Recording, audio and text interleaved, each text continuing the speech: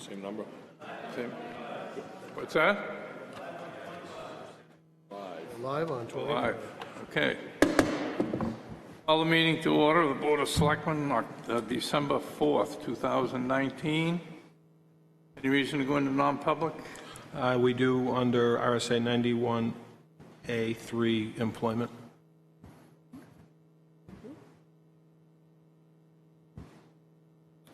Okay, next is consideration of minutes. We have two sets, November 8th. No changes, have a motion?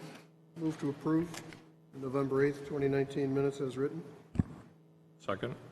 All those in favor? Aye. I abstain, I wasn't present. Okay, now we have November 20th.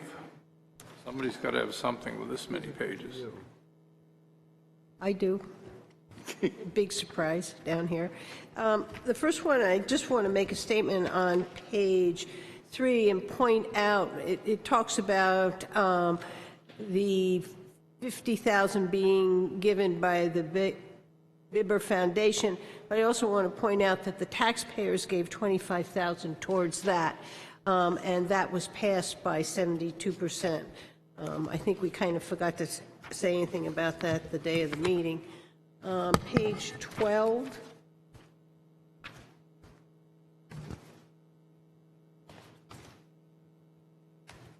Page 12, it is the last paragraph, and it's the second sentence, and it says, "We cannot have any trailer backing across a road." Right. And then on page 15, the second paragraph, fifth line down, the end of the line, she stated, and it should read, she stated she supported Wolfeboro being a museum town. It's just to reorder it, and then the rest of the sentence can go the same.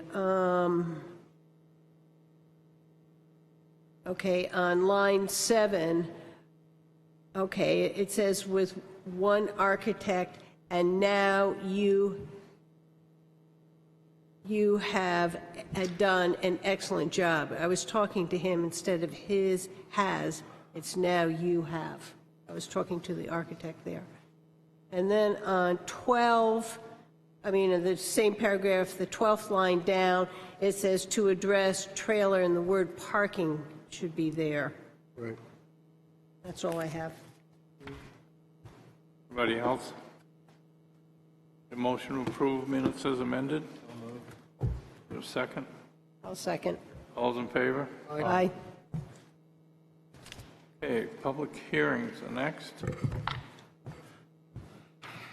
Acceptance of unanticipated funds. The Wolfeboro Board of Selectmen will hold a public hearing on Wednesday, December 4th, 2019 at 6:30 p.m. in the Great Hall Town Hall, 84 South Main Street, Wolfeboro, New Hampshire, for the acceptance of unanticipated funds in the amount greater than $10,000 in accordance with RSA 31:b3A, to accept unanticipated funds in the amount of $25,000 from an anonymous donor, fund the Town of Wolfeboro's employee holiday party, and to fund welfare department's children's needs.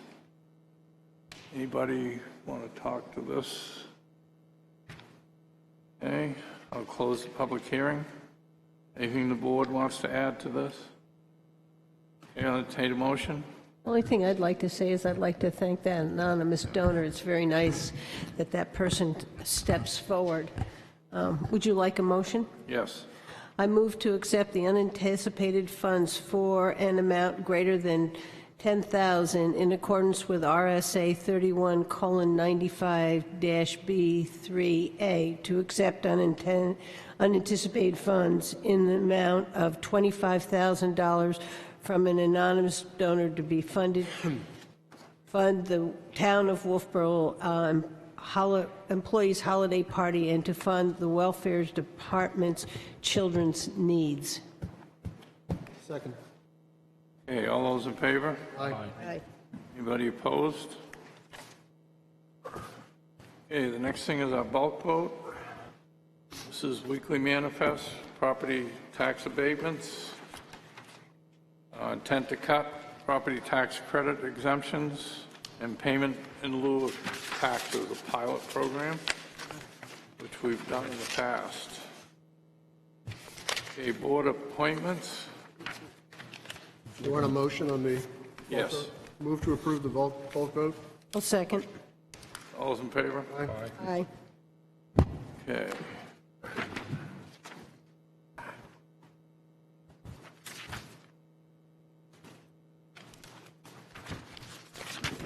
Okay, appointments, Nancy Ershberg, the Energy Committee.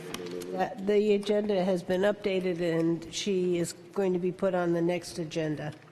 Okay. I did hear something about that. New business, New business, Cary Beach mitigation. new business. I believe Mr. Ford. Yeah, I'm going to start off just quickly. Last town meeting, we requested an appropriation for doing a study at the Cary Beach, Article 22, for $50,000 to the purpose of studying, engineering, and permitting a solution to environmental concerns related to the water quality at Cary Beach. And that was a response to concerns we had last year with our cyanobacteria outbreak.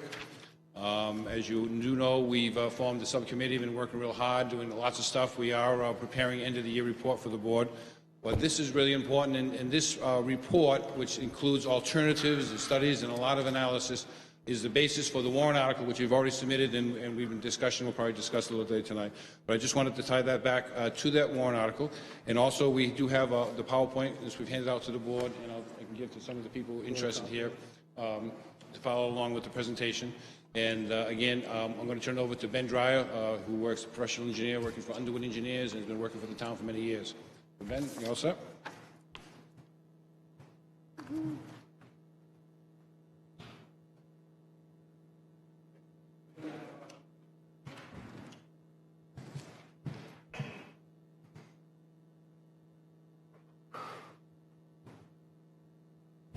All right, well, thanks for your time tonight. I'll just go over a brief agenda of the PowerPoint presentation that I have for you guys. We'll do a quick introduction and background. I know you're probably familiar with the subject at hand, but maybe some other folks are not, so we'll briefly go over that.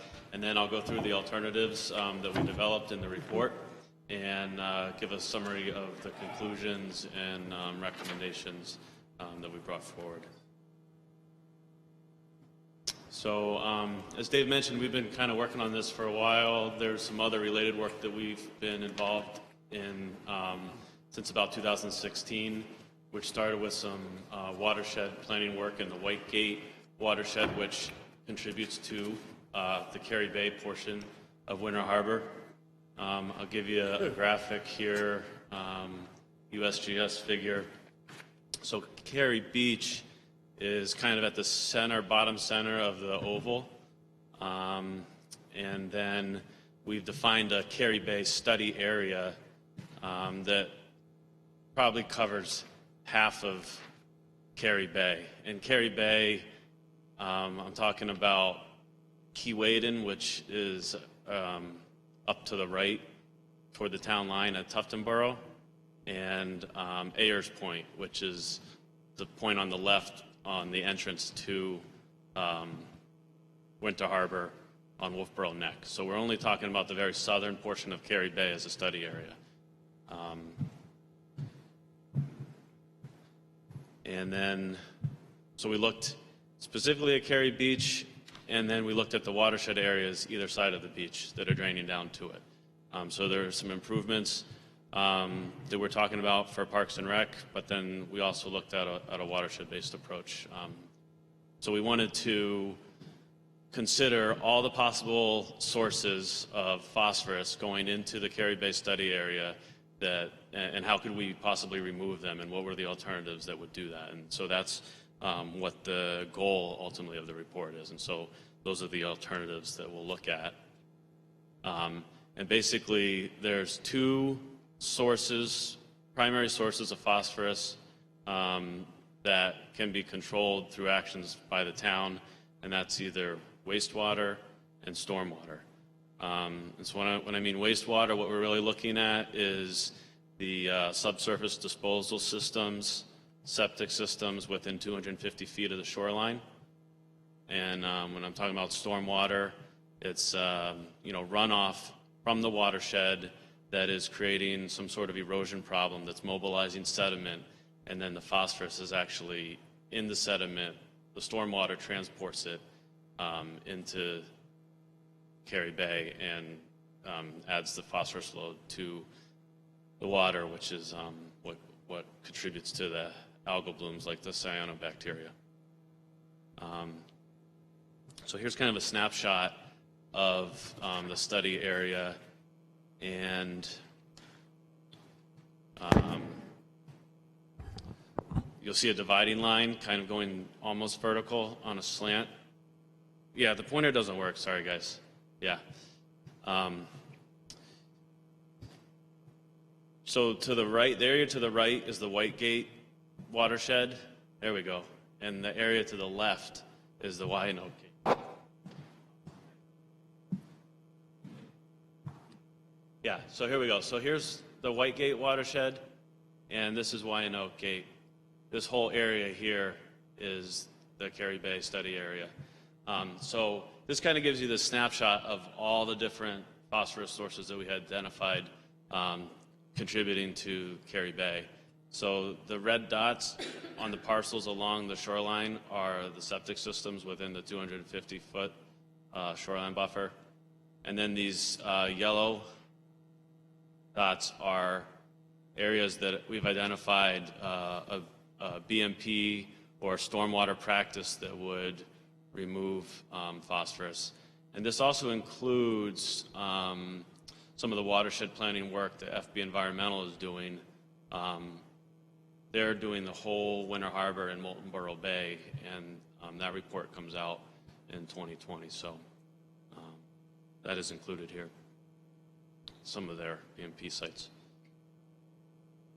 So I'll go through, there were 4 wastewater alternatives, and then there were 3 stormwater alternatives. So I'll go through the 4 wastewater alternatives, and the first one was looking at constructing a gravity sewer from the Cary Beach area to North Main Street, and the goal would be to remove the septic systems within that 250-foot shoreline buffer. There's 19 of them. So here's what that would look like. This would be a gravity sewer, and this would be a gravity sewer coming down here, and there would be a pump station somewhere around Cary Beach area that would then pump back up to North Main Street. And so these dark shaded areas here are, the primary parcels that we'd be looking at to remove the septic load from Cary Bay. And at the end of these 4 alternatives, I'll give you some numbers on the cost analysis, but for now I'll just describe them. So the second alternative was to construct a low-pressure sewer system to Sewell Road. So that's a little bit smaller area.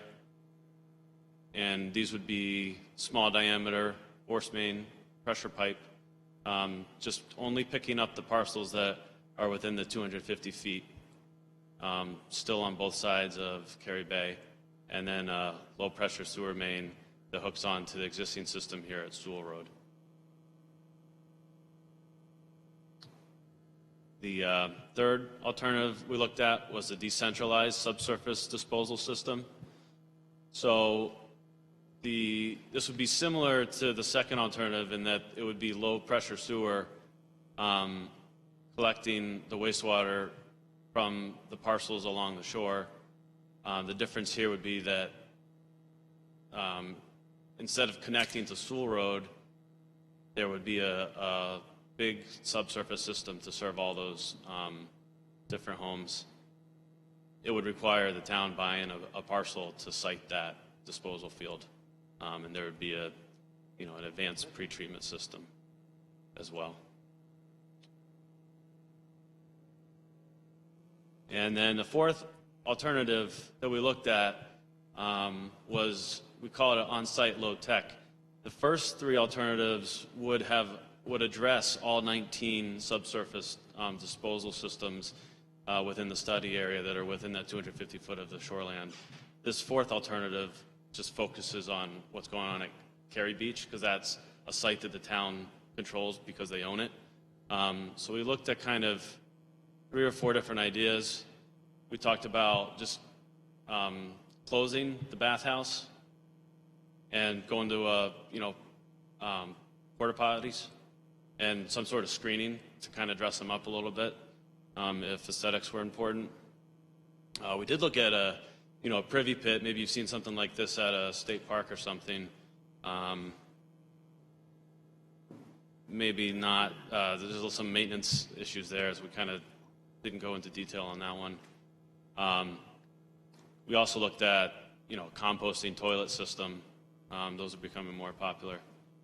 And we also looked at relocating the septic system for the bathhouse and putting that outside the 250-foot shoreland buffer, but space is pretty limited. So here's a summary on the cost analysis. We did it based on the cost, dollar per pound of total phosphorus removed. So for those 19 systems on those first 3 alternatives, they would take out 8.5 pounds of phosphorus per year. And you can see the cost ranged anywhere between $90,000 to over $400,000 per pound of total phosphorus removed. So those come with a pretty big price tag. And this on-site low-tech one, this is the 0.45 pounds of phosphorus removed for just the bathhouse. And this is the cost of doing the couple porta potties to replace the bathhouse toilets. So that's the lowest one of all 4. So then we looked at stormwater alternatives, and that's kind of broken up into 3 categories. We have some baseline improvements, kind of like the minimum improvements that would be done at Cary Beach site based on the operations for Parks and Rec at that site. Non-structural BMPs, which is different sort of public outreach and education efforts that could be done. And then we looked at different alternative stormwater BMPs that could be constructed at Cary Beach to reduce phosphorus loading to the bay. So this is the preliminary site plan that we developed for the improvements at Cary Bay. Right now it's a gravel parking lot, but we'd be talking about paving it with a layout like this. We're showing you water quality swales to catch the runoff from Forest Road here. And over on the beach side, there's some stabilization that would be done in this vegetated area to control runoff that's coming onto the beach right now and mobilizing sand and sediment. And then another water quality swale, and there's a boat launch area here that would be stabilized to control sediment that's being mobilized from the runoff off the road. Yeah, when I looked at this earlier, notice you've only got 1 porta potty for that whole beach?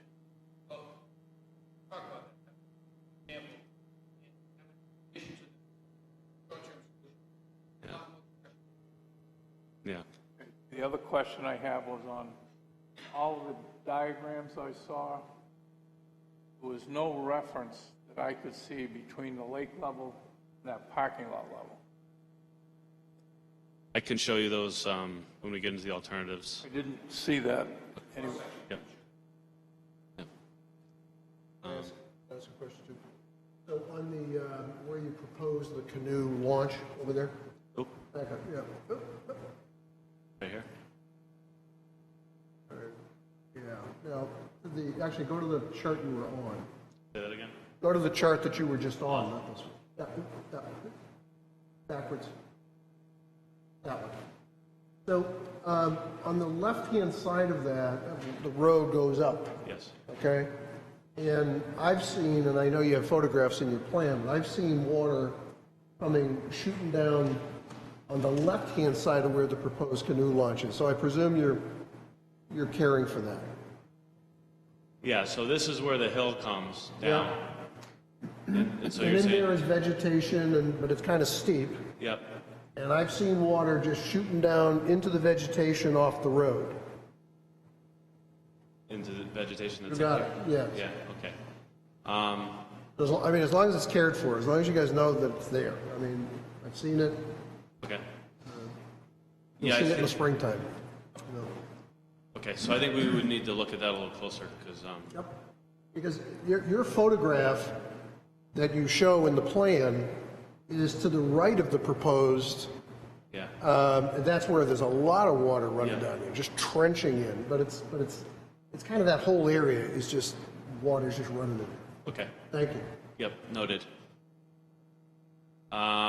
Okay, so that was the baseline improvements. And then non-structural BMPs, these are in the appendix of the report, but there's a number of different ways, whether it's pamphlets or programs, that the public could be educated about different things that are done in the watershed that do impact, phosphorus loading to Cary Bay. So one of those would be, a flyer on how we're taking care of our lawns, especially folks that are right up on the water, and fertilizer is a big source of phosphorus. This is about septic pumping and proper care for and maintenance for septic systems. And then, leaf litter has a lot of phosphorus in it when the leaves break down and are mobilized by stormwater. So, good ways to take care of leaves. So those are just some examples that we've identified.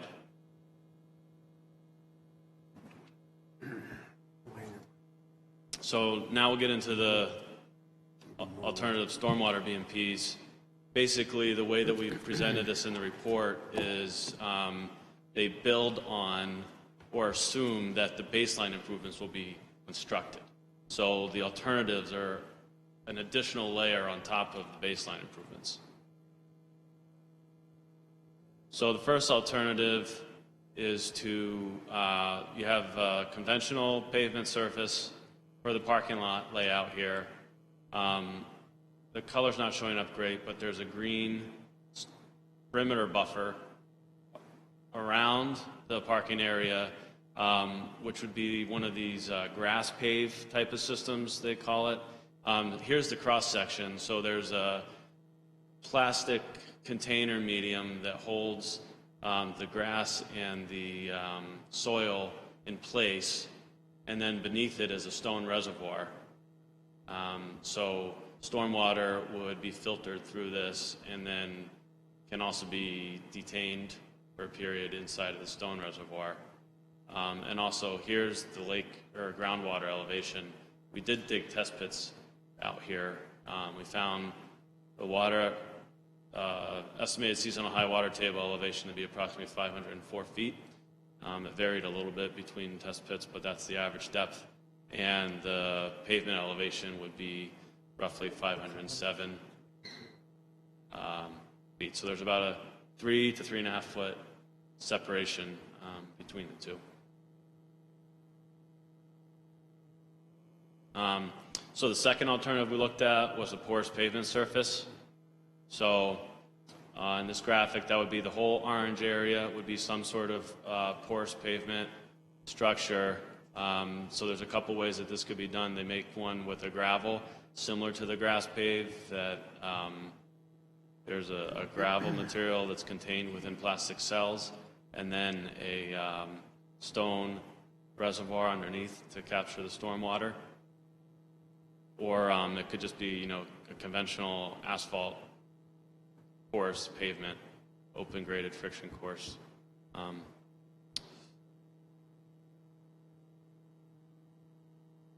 The third alternative that we looked at was a conventional pavement with structural BMPs. So here's what that would look like. Typical asphalt pavement. In the middle, we would have tree wells. So that's this system down here where stormwater comes in from the edges and filters down through a medium. And there's some treatment that's provided by the tree's root system and also filtering by the soil medium here. And then any overflow water goes out this pipe. And then also this blue area, these would be connected by a underground stone reservoir that would allow for storage of the stormwater. So that's this piece that you see here in the cross section. So we ran the numbers on all of these, and we would be looking at 3.1 pounds per year for total phosphorus removed for just the baseline improvements, and an estimate of 0.5 pound per year for doing, a public outreach education program to maybe change people's behaviors of how they are, things that they're doing in the watershed, whether it's their lawn or septic system or so forth. And that comes out at a cost of $33,900 per pound of total phosphorus removed. And then the alternatives all kind of have the same value of an additional 0.3 pounds of total phosphorus removed per year, for a total of 3.4, and vary between $38,000 per pound or $47,000 per pound.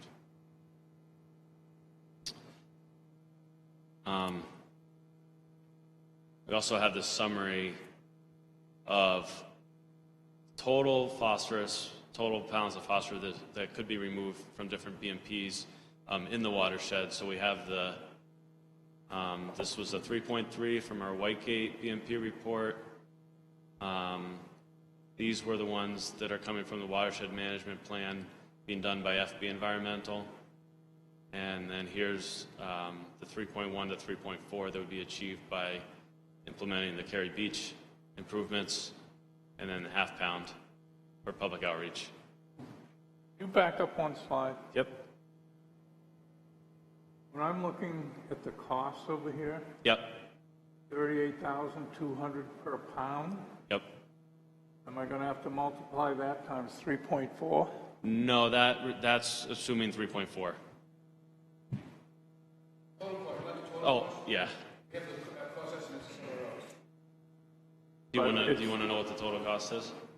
Well, yeah, I mean, this is a little, I just thought of that now, 38,000 per pound times, and 3.4 pounds, you'll have to multiply that times 3.4. Yeah. So it's $100,000 for each one of those, not 38,000 for the pavement one. Yeah. You're going to have to multiply at least times 3. Yeah, 3.4. That's a little The shell game has started here. So the total costs are presented in the report.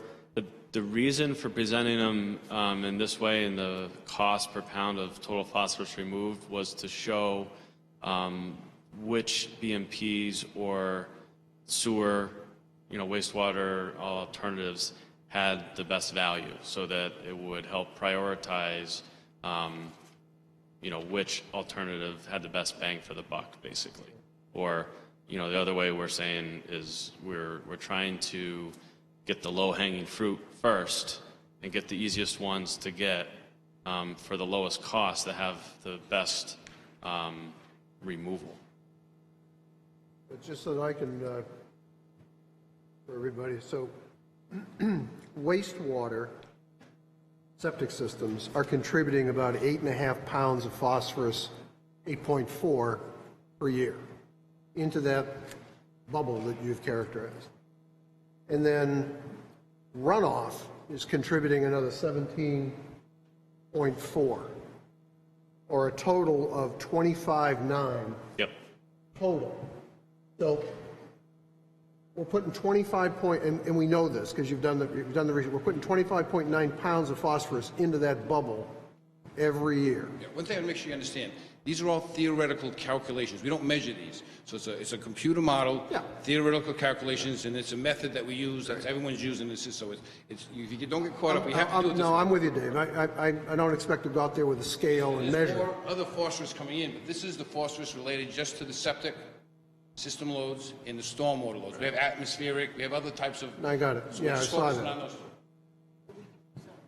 Now we can do something. This is something we Can do something about it. theoretically can manage. Yeah. And when I was asking today, and I don't expect you to do this, is how does 25.9 translate into parts per billion? And I don't expect you to do the calculation because you're going to do the water body and all that stuff. But this is I guess what I'm hearing is there's enough here of phosphorus to be concerned. We should be concerned about this. We are definitely concerned because there's a kind of a standard that if you have 8 parts per billion of phosphorus in your lake, 8 parts per billion, you could be subject to these nutrients or fed algae blooms. We have measured in certain areas much higher levels at different times of the year, even though at the middle of the lake, in the best part, maybe it may not be there. Warren Muir and the Cyanobacteria Committee has been doing a lot of analytics. The key here is to figure out how best to spend our money and what's the biggest bang for our buck, which is why we broke it down to pounds per thing. And I think here we're looking at the goal, how many pounds we want to get out to make sure we get into a safe zone. And there is some analytics that saying, well, if we can reduce our load by 15%, which would be equate to, say, 3.5 pounds, that would be a good goal. We want to get as much done as possible because we want more of a buffer. And we don't really, again, we got to remember, everything is theory. It's not measured. So I think here's the summary, which is really important, and talks about the septic and the sewer systems are millions of dollars. And that's overkill. If we couldn't get rid of the phosphorus somewhere else, and if there was more of a septic problem, then we would go after it. So right now, that's going to be put on hold, where we focus on the stormwater, and we focus on the project we've presented, because we think we can get a good bang for our buck for the amount of money we've talked about. And in addition, we got more recommendations, but I just want to kind of get to that. If that's any questions? Considering that most of the Wyandotte Harbor's things and Partridge Roads have been there for 30 years, why is this problem coming up now? Well, that's a great question. It started 50 years ago. So when we did these subdivisions, on paper, we had no engineering. We laid them out, and we built these roads, and we put them with no concern for increased runoff. We had 1 acre subdivisions with septic systems. And what happens over 50 years to build out that full subdivision, everyone to build their house, then to put the garage on, then to put the deck on, then to expand the house, and then to put a bigger driveway in, and then to pave some more of your grass so you can put your snowmobile on.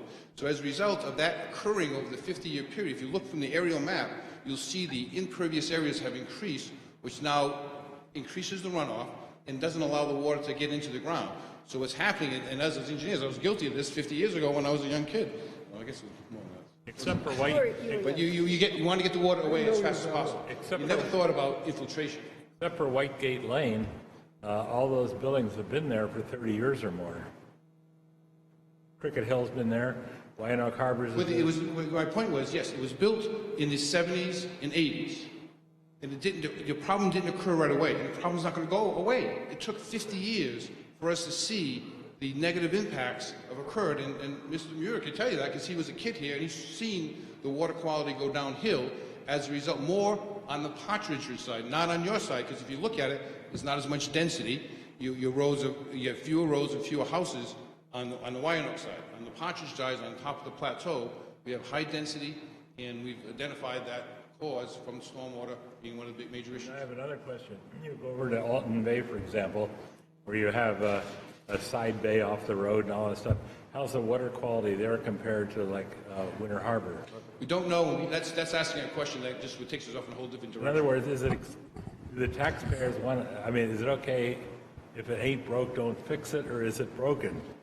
Well, if you want to compare us to Alton, then you're going to go look at their water quality versus our water quality. We have a Kerry Beach, is what we're trying to protect, in a water body that's potentially impaired because of this situation. And if you don't think, I mean, hopefully this is pretty clear what the problem is. And I live there. Right, but it's different than Alton Bay, where you have a big flushing action. You don't have, this is a cove that has no flushing. There's no way for water to get out of it. The wind pushes it in and stuff. Now, one thing that was thought of doing a number of years ago, because the wind blows the water down into Kerry Beach steadily 9 out of 10 times at any given time, is to put some conduit under the road and drain Kerry Beach into Jockey Cove on the right side of that. Has that ever been thought about? That was thought about for about 5 seconds, and then the reality of you can't mess with Mother Nature. Mother Nature's been working on the earth for millions and millions of years. We've only been here for a couple thousand. We've messed it up enough. So a solution like that is really out of the pocket, so it's interesting, but we got to deal with reality. And I think the other thing is the Lake Winnipesaukee Association is trying to get those readings throughout the Lake Winnipesaukee in the different areas. This Kerry Beach is in our town, and we can do something on that small area, and that's where this is focused. And there are plenty of places that we can point that are worse off than Kerry Beach, but that's our swimming beach, and that's why we want to do it. And it's unique and beautiful and picturesque, but can you imagine that we had the cyanobacteria, which it was pretty serious, and even this year we had a minor one that didn't bloom, didn't go crazy on us. But if we do not take action, the potential for that beautiful water, when you look out your window, to turn green is a reality. And it may not be your lifetime, but it may be your grandchildren's lifetime. And that's what we're looking at. We're not looking at this as a day-to-day. It's a year, it's decades. And this is a serious issue. We're focusing on this issue, but the committee is really focused on all our waters in Wolfeboro, because we have to keep a real close eye, on not just here, everywhere. But here's our focus, and so let's go one more.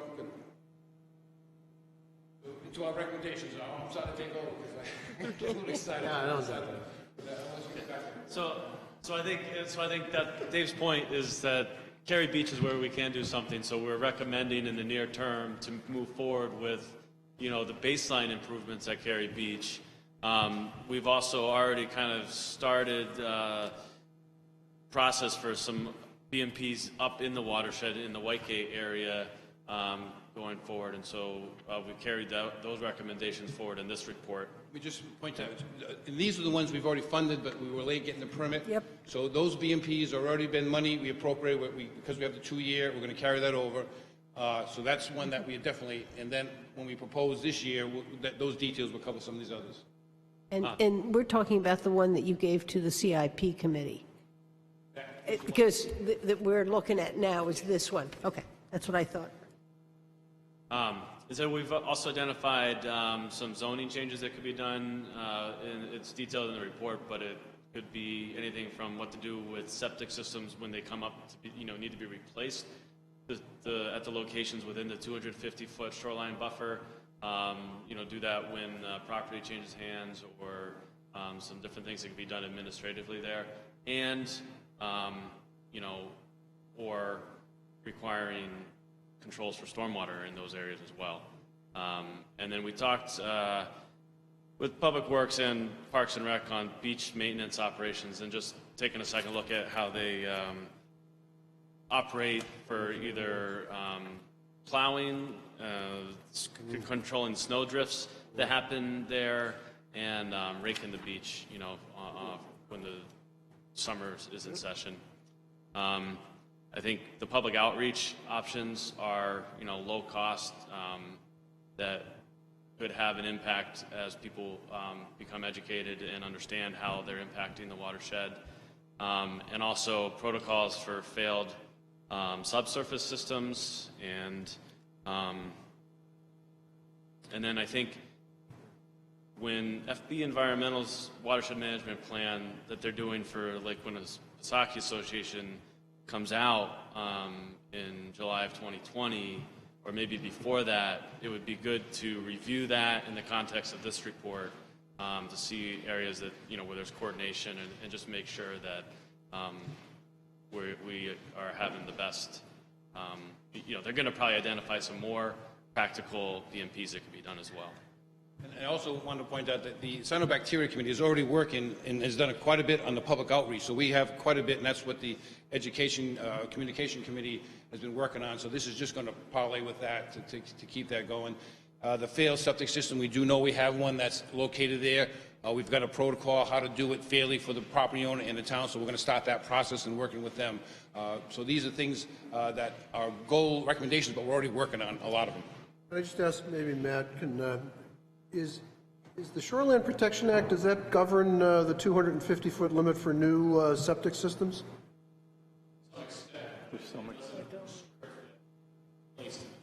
So they can be placed inside the 250? Right. Okay. So- Because when I read your recommendations, I said I thought that the Shoreline Protection Act said you can't do that, but you could. They limit the cutting of trees in terms of the design, but if you only have 250 feet, that's your lot, and you have Yeah, right. I got suitable it. soils.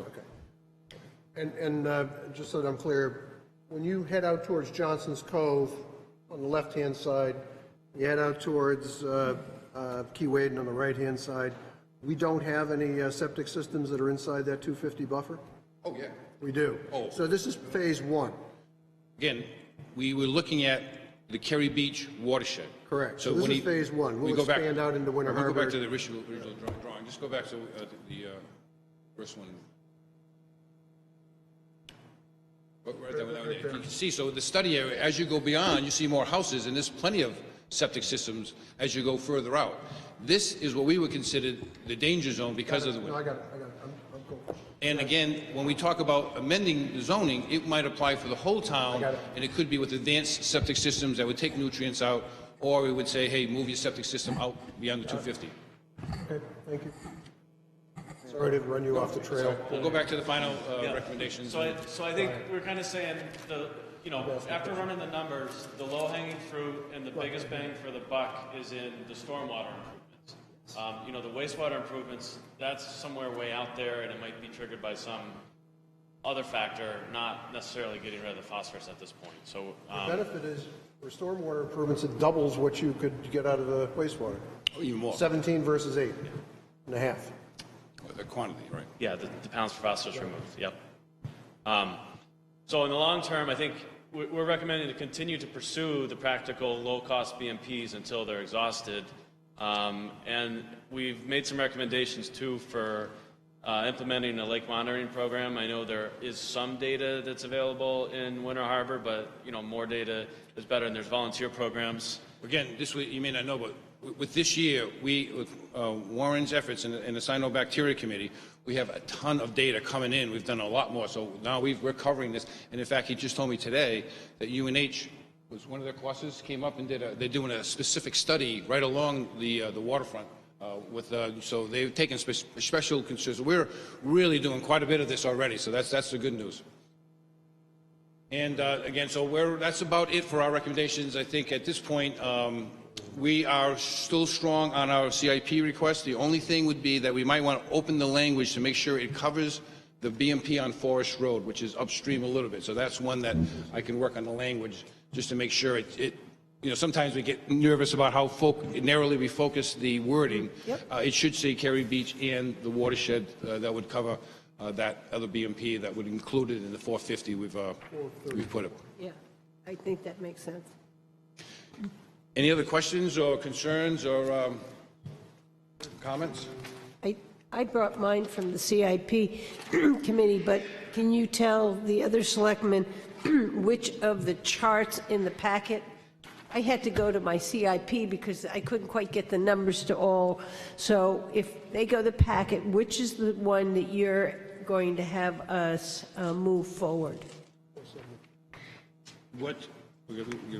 I've got mine from there, but there's So one in here. Oh, you're looking for the site plan? Okay, yes. Okay, and So then it'd be the they're base. all going to hunt for us, because I found it easier to go get this than to try to hunt. So the site plan is in the. Site plan what? It's Appendix C. Appendix C of the report.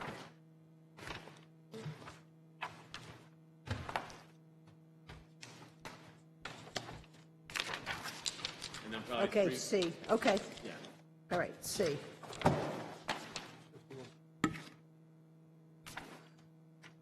And for all that work, we have the cost estimate is in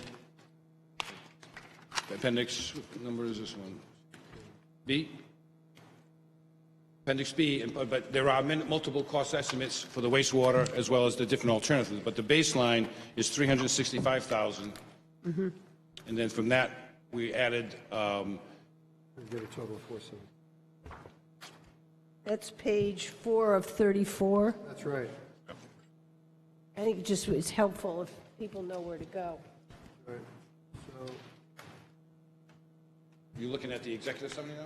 Yeah, it's the chart of the cost, the 365,000, and then the 15 for the toilet. That whole thing in the Forest Road came to 475, and it's page 4 of 34. correct. So you address about 50% of the theoretical load that's going in by that investment of 365, 15, 45, and 50. Right, and the big one being the 8.4 for 50,000. That is, so that's one of the big hits. So yeah, you get 12.9 for the 475. Now, we're saying is on the White Gate, we already have those funded, so we wouldn't need that 45,000. So you reduce that by 45,000, and then you add a little contingency, you're at the 450. Okay, so the 45 comes out, and then contingent. It's because that's Okay. in this year's budget. Yeah, so we can figure out what it is. That's right. And the portable toilet situation is not the long-term solution. I still think we need to have a discussion about our beaches and about are they going to continue to be open to everyone, and do we want to make them so that they can have these massive amounts of people, or do we want to, build it more like the Wetmore State Beach, which has limited, so instead of having flush toilets and lifeguards, you say, hey, you got a porta-john and you got parking lot monitors, and everyone takes their trash out, thereby not having everyone here and overloading a nice little town beach. We don't want to become a state beach, and that's what's happening now. Most of the people realize in Wolfeboro you have free parking, you have lifeguards, you have amenities that you don't have at the state beaches, and as a result, we are now bringing many people in, which is kind of good, but it's also not so good when it takes away from someone who wants to be able to take their grandkids down to the beach. And I think we're going to see some petition warrant articles. Yep. I think that's why all this is going to work either way. Right. But when we talk about the septic and the porta-johns, that's a short-term solution.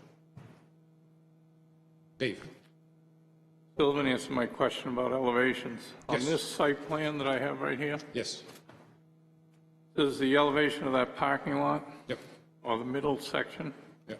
507, Yes. and then it's got seasonal high water at 504, plus or minus? The lake level. Is that the lake level? Yeah, then? 504 Are you going to too. consider that lake level, Oh, yeah. 504? Yeah, that's full pond, right? 504.2, I think. Right. The I'm lake just, has never flooded into the parking lot ever. well, I'm just trying to Yeah, we don't have a figure out lot. my mind, that's 3 feet is about the top of this table Yeah. to the ground. That's right. So you're about 3 feet above the lake. Right. We don't have a lot to work with. I know, I realize that. I'm just trying to establish in my mind where that elevation is. Right. And what we're doing, you get the pointer? What we're trying to do is right now, the water is coming off the parking lot and washing down this way. So we're going to try to take the water back and get it back into these wetlands here, or let it percolate underneath. But if it doesn't percolate or it's too much, then it'll go back this way to the wetlands, which is then kind of not going to have a direct or take sediment in. And the same thing with all the water that's coming down, we're going to get that all in the ground here to make sure it doesn't cause erosion. And again, we also have some issues here, so we're going to put some landscape timbers to control and stop that from eroding.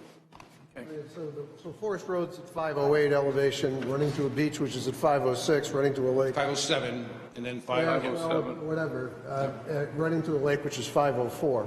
And that's on a distance of how many feet? From where? 30, 50, yeah, from where you had your marker, right there in the corner of Forest Road and the sand. Yeah, those are 20-foot spaces for a parking space, and you got 20-foot aisles, so you got about, So you got that over a 40-foot length of run. You got a pretty steep run. It's pretty No, flat. it's pretty flat. Well, I'm just looking at the road, it's at Well, 508. where it is steep, Beach it's, is at 506, and the lake is at 504. So you're going from 508 to 504. no. The parking lot is going to stay at 507. I'm talking about the road. My concern is watching all that water run off the road. This road's going to go into this ditch, so we're going to control it here. We're going to control the ditch here.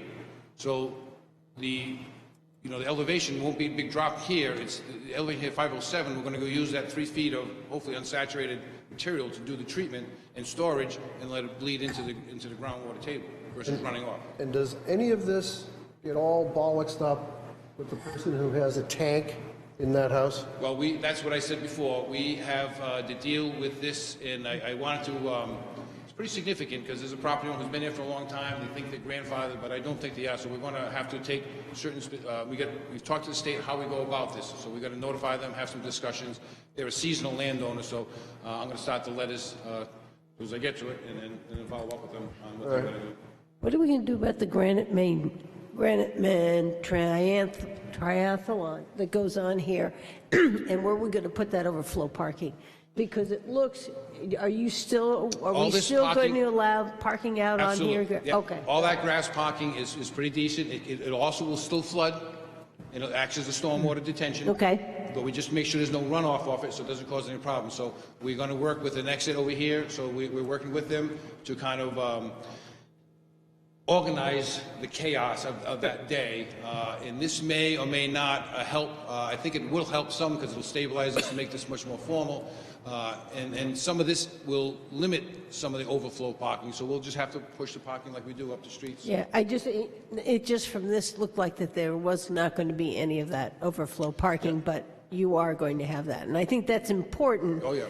That people know that we aren't making it so that there isn't going to be adequate parking there. And the same thing, we got a plan here when we open when the swimmers come out. All that's we're talking to Parks and Rec to make sure we coordinate the fine details to keep that fine event going. Just, Dave, to confirm, I think it was a year ago, we had a gentleman come and talk about access to the beach for people who have special needs. Yes. We're going to care for that in this. Yeah, we were talking about having a rollout mat so that people on the specialized wheelchairs would be able to get in and out of the water. So that's something that we talked to. So that didn't fall off. That didn't fall on the cutting floor. That's still in the plan. No, that's a minor thing that we definitely would want to have. What is that line going down to the lake? This one here. Yeah, I think that might have been it. Yeah. that's what I thought it was. That's what I thought. The one going down there? Yeah, it's That's not- what I thought. It's not called out, but that's what's in the detail. Yeah, we have an estimate for that to put that in, so that'd be very neat. Thank you. So we're all set? Thank you, Dave. Thanks so much. If anyone seen the public has questions or wants details, the report will be available on our webpage. There's a lot of good information there. Again, I got to give kudos to our cyanobacteria committee because they've been doing a lot of the work and a lot of stuff that was recommended here, they're already working on it and moving forward on it. So again, thanks for that, and then we're good. Thank you. Thank you, Dave. Warren? Jay Warren.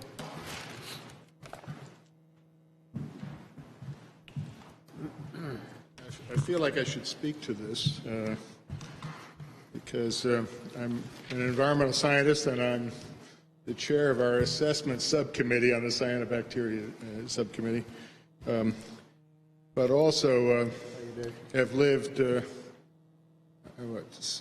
70 years on Whitegate Road and head the Whitegate Road Association. I have not, however, read the report and had a chance to look at the analyses that underlie the recommendations that you've gotten. But I will say that my gut feeling is that if anything, they understate the impact that the acting on stormwater will get in terms of a return. Model calculations have been made and so on and so forth, but we've been taking a bunch of different measurements and we've been observing things over the years. And I can just tell you a couple of things. Number one, the highest phosphorus levels in Winter Harbor are not when the seasonal people are here. So it suggests that it's not They're septic systems that are driving our problem, number one. Number two, the problems in Winter Harbor are not a result of a big inventory of phosphorus that already exists in the harbor. That's a problem we got in Mirror Lake. But in Winter Harbor, while there's some residual in the deep part of Winter Harbor, the amount of phosphorus that's liberated when the water separates and so forth is nowhere near enough to be influencing in a major way the phosphorus levels that we're measuring in there. And third, we grabbed some grab samples from some of these stormwater runoff streams and have measured levels of phosphorus as high as 7,000 parts per billion. So cutting down the stormwater runoff, having it percolate through the ground, will get a big return in terms of reductions of phosphorus to Winter Harbor. And so I certainly support the various efforts focused on stormwater runoff, which fortunately are the less expensive options that are before you to consider, because I believe that that's where the return is. And the problems that we've got with Winter Harbor now and in the future are not ones that we can't address. I mean, water's warming up more, there's more development in town, but if we act, we have an opportunity to protect and maybe even enhance our waters. Thank you. Thank you, Warren. Okay, next on our agenda is the proposed warrant articles. Mr. Chairman, you should have in front of you a package which has the draft language regarding the warrant articles for the 2020 budget. The plan from this point is to have a discussion regarding these warrant articles this evening and to come in front of you on the 18th with a final product based on recommendations we received this evening, and then be able to bring those forward to the Budget Committee from that point. So we have gone through and we have labeled these in alphabet format as requested, and I do have some language which I received from Ms. Murray regarding recommendations to the language. So I would just suggest that we go through these individual warrants one at a time and have a topic of discussion from there. So with that said, Article A is municipal electric 2 bucket truck purchase for $280,000. That would come from the electric fund with no tax impact. I made one comment, and I asked Jim to check it out. When I looked at last year's warrant article, they used the word the Electric Enterprise Surplus Fund. We have not been consistent. We don't use it for the water, and I just would like us to be consistent on what we call those funds, and Jim was going to look into that. Yep, I have that recommendation, and our intent is to get these as standardized as we possibly can moving forward. Any questions regarding Article A? So, Jim, this will probably be the same for any capital asset that I'll ask. So we have a CIP document that tells us the age of the vehicle, the maintenance schedule of the vehicle, and why we need to replace it. And we have, as a backup as well, the documentation that we would attach to the warrant article for public consumption. That's excellent point.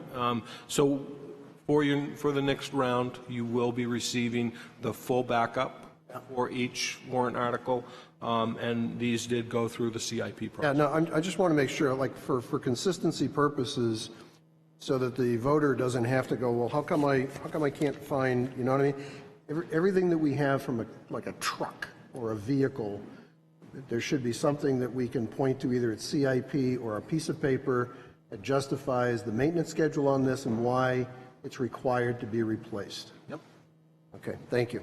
We've done that just about every year. Yeah, we just didn't have the full packet. Oh, no, I'm with you. I'm just making Yeah, sure no. I check the box. Yeah, I When got we go you. to the TV station, we usually have all that.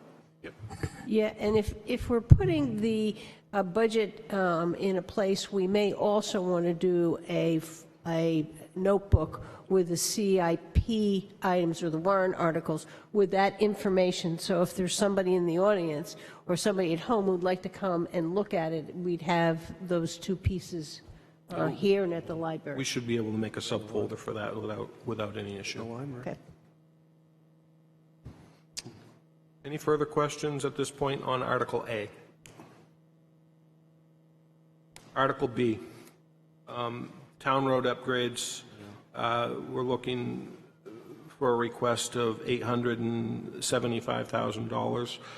This would come from the general fund. This would be a 2-year appropriation, and Mr. Ford is here should you have any questions with regards to this warrant article. Similar, we have, I'm sorry, Dave. Yeah, we're going to get Usually we that. have a list of the roads that are to be upgraded. As much not as gonna we get can it give now. you. You're all set. No, no. No, well, see, we don't have any, some of us have it, some of us don't. So you'll get that detail for the next, So this, again, this was in the CIP, the detail of the roads you're going to work on, when you estimate, teeing them up for start, finish. 'Cause I think that's a question that voters want to know is when they're going to start, when they're going to, so that'll all, thank you. Thank you. we probably, well, the Article C, that's going to be the 2020 operating budget, general fund, once approved by once the Budget Committee brings it forward. I'm assuming at some point we are going to be able to move these things around and put them in the order which we would like them in? Absolutely. Okay. Nah. And are there going to be metrics around this? Because I know that the Budget Committee is looking for a line-by-line kind of summarization. Is that going to be in our packet, or will that be something that the Budget Committee is going to do? It's the Budget Committee. Okay, got it. Thank you. We'll work with them on it, but it's the Budget Committee's. Got it. Article D, Public Works Vehicle and Equipment Capital Reserve Fund, $175,000, and this is a general fund item. This is consistent with what Mr. Ford has done historically, and again, if you have any questions regarding this topic at this point, you certainly can. The only thing I'd like to point out is we added $5,000, and that was after review at the CIP. We did? Yep. It was 170 last year, and this year it's 170. I'm sorry. And that was done Raised it when by you brought it in at the CIP. Right, we had reviewed it. flatlined it about 4 or 5 years Yep. ago, trying to keep it. But lately, and I think I've made that case, and I'll make the case to you in 2 weeks in a little more detail, our trucks are not lasting as long as we had hoped or had planned, and we're having significant issues. So we are going to be looking at doing, increasing it slowly to not, and then talk about the trucks next. Article E. Article E is wastewater treatment plant capital reserve fund. Mr. Ford and I had a conversation, we've had numerous conversations about this particular warrant article. This still sits in front of you today, but the conversation that Mr. Ford and I have had, based on the presentation that you just saw, we're thinking for the year 2020 that we're not going to bring this warrant article forward. The reason is this watershed study and the costs associated with it. But I know Dave would like to speak to this particular topic. Right. So this is a little, gets back to crisis management. We only can afford so many things. So we have to make some hard decisions. Right now, we've been doing excellent work with the money we've been getting, $125,000 a year for 8 years. That was the plan we started 6 years ago. This would have been the 7th year, and the 2021 would have been the 8th year. that was a short-term kind of keep us going. We are looking at more needs going long-term with the asset management plan. We're going to need to increase that fund, or we're going to have to start bundling projects and bonding them. But right now, the next thing that's critical is the electrical system. And we are working on the engineering now, but if we put off this appropriation for another year, it's not going to kill us because we're not going to be spending it in 2020. We will be working on the engineering. We're finishing up these other projects, so we can hold off because it's not a crisis. It's good planning. It's good asset management. It's what we should be doing, but we have to face reality. We have crises here. We only have so much money. We feel the Cary Beach is obviously a more crisis that we have to deal with that. Would you tell us, do you have with us, I had asked for the amounts that we have in the capital reserves. How much is in this account right now? So that's a good question, and I have the MS9 sheet from the trustees as of October 31st, but that does not take into consideration the expenses which Dave has. So we have ongoing contracts that haven't closed out yet, so we don't think we have the full reimbursement. So in 2 weeks, I'll have that number for you. I think that's important on all these capital reserve funds, and I'd ask them, and if they can print that out for us, because then we know what we've added, where we are, and it would be easier to say, okay, if something went wrong, so you had an emergency out there, you had some in the fund that you could deal with in our capital. Yes. Oh, no, we have hundreds of thousands there. The next big project is the big one, which is why we need the money, but we don't need it in 2020 because it's going to take some time to engineer it. Yeah. And that's part of our rationale why we can give it up. If I'm going to say no to it, then it's important for me to know that you have some if something went wrong. And know that we're going to come back in 2021 with a plan that's going to extend it and then possibly increase it each year a little bit. So that we can. Before any of the 2019 reductions, which have not hit the capital reserve funds yet, there was $530,000 in that account. Thank you. I think what Linda's, if I hear Linda correctly, and it makes sense, is we should, at some point, put the pencils down and say, here's the fund balance for all these reserve accounts we have, so that the voter can look and say, okay, this is what's in the bank. I think that's a fair thing to do. And thank you for your... That's what I'm looking at, and I think that it gives us an idea of how they're being spent, and it gives us the other piece of the information. And we could just have it on a sheet, and they could tell us where it was, the beginning of 2019, what has gone in, what has come out, and where we are today. That would tell us that activity in there. And I think some of it may have been in the CIP, but this will be more of an update on that. And I did have a conversation with the trustees today, so that we were working on capturing the expenses associated with 2019, and we will have those definitive finalized numbers for you at the next meeting. Thank you. Thanks, Dave and Jim, for sorting this out. Appreciate it. With all our questions. He gets more than one email from me sometimes. Okay. Article F. Article F is the fire truck and apparatus replacement capital reserve fund. This is a general fund item. It's $196,000.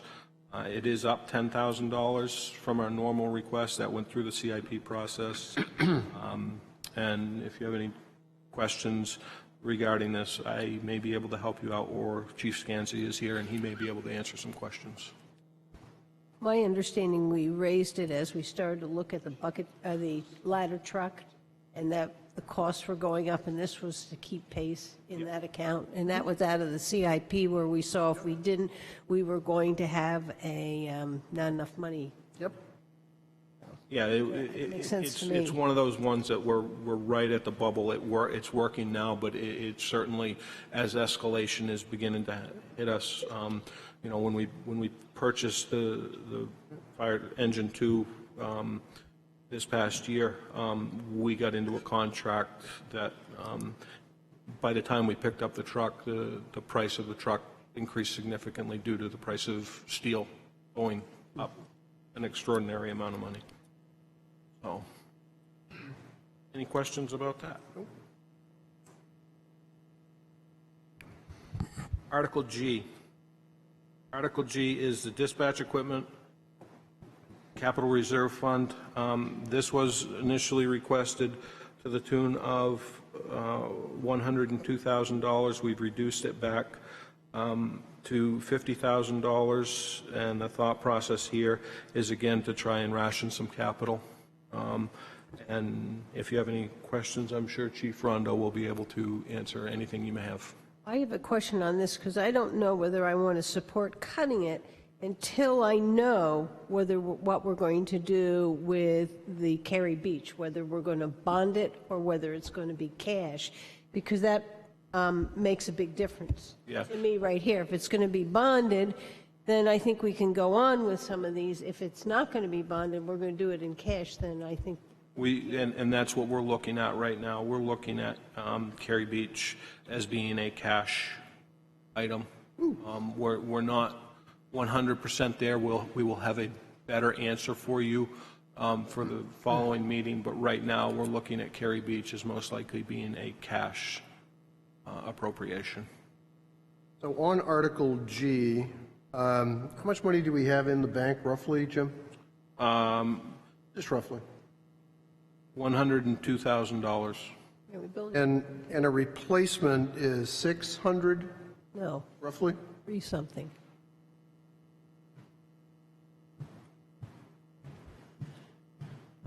Good evening, ladies and gentlemen. Chief Rondo, Wolfeboro PD. No, replacement is approximately $350,000. And then you're going to have some other incidental costs that are probably going to be somewhere between $50,000 and $60,000.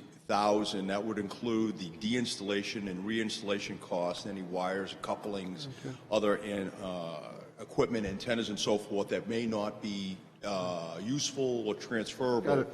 So there's going to be that piece of it, but the actual cost of the dispatch consoles, $350,000. If you reduce it to $50,000, I think there's some wiggle room there, and I certainly agree with the town manager that capital. I agree with capital rationing; it's a good concept. Just be aware that we may need to raise a little bit more money down the road. I may have some money at that point in time in the budget. If I do, that's fantastic. But we don't know. I don't know what's going to happen tomorrow. I don't know what's going to happen in 2022. So you do have a little wiggle room. If that helps you make a decision.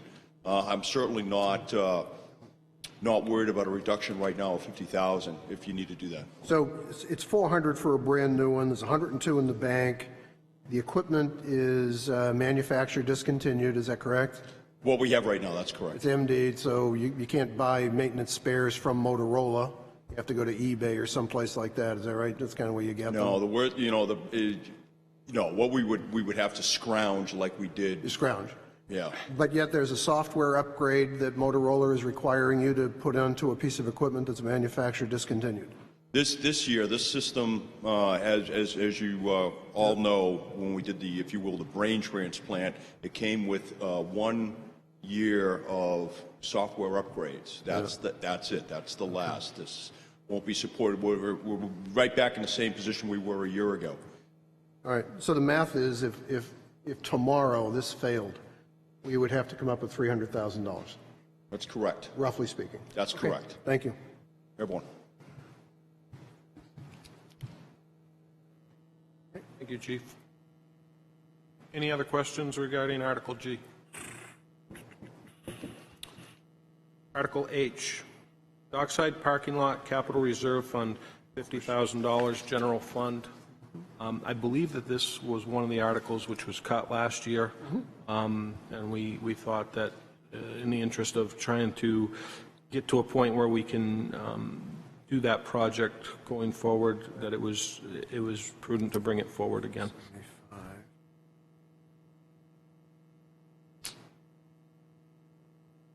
Questions? All good? Okay. Article I, Cary Beach parking lot and beach stormwater improvements. You just saw a presentation. We're looking at $450,000 general fund. We're still having a conversation whether or not it's cash or bond. Based on a meeting we had today between myself, the town planner, and the finance director, we're really leaning toward cash, and we will be able to explain that further at the next meeting as to our rationale why. This would be a 2-year appropriation, and I think you heard everything you need to hear earlier. If you have any questions, I'm sure Mr. Ford will be able to help you out.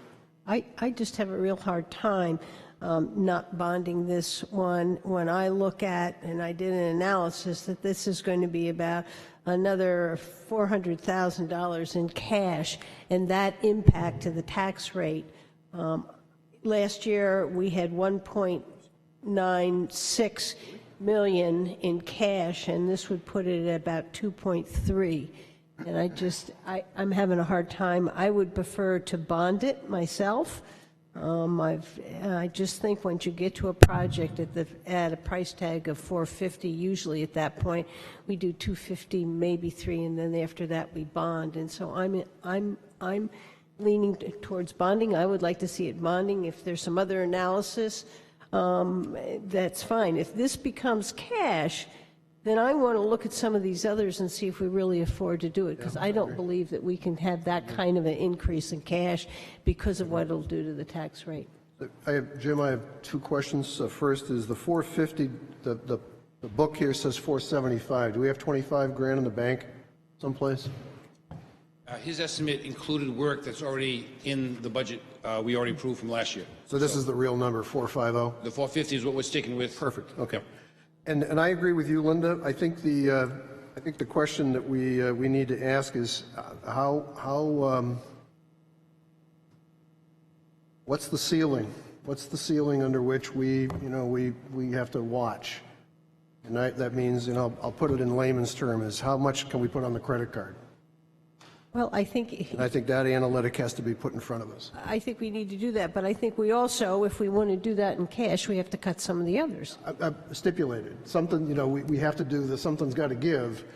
And I think this is something we've discussed, as a board several times, and that is, what is our capacity to add debt? And are we at a point of adding debt where, we're hitting the roof here? And, I think Troy owes us that. And then we can decide whether we want to go beyond that number or whether we want to take projects and change the priority of them. Yeah, we also haven't seen the final budget yet either. Right. So, which we may have in a couple of weeks. So. Right. Okay, let's go on to the next one. Article J, Building Maintenance Capital Reserve Fund, $50,000 general fund, and this is an already established account. And this is for all of our buildings, right? Yep. And again, this is another one we need to know how much we have in it. And the kitty. Yep. Because my understanding is this was going to grow over time. So without some of the reductions that have occurred, as of October 31st, there was $137,959 in that account. Now, mind you, there's been some reductions that have occurred that will hit in the next couple of weeks, but that's what is in the account. Okay. Makes sense. Article K, Abenaki Ski Area Capital Reserve Fund, $16,750, and this is a general fund item.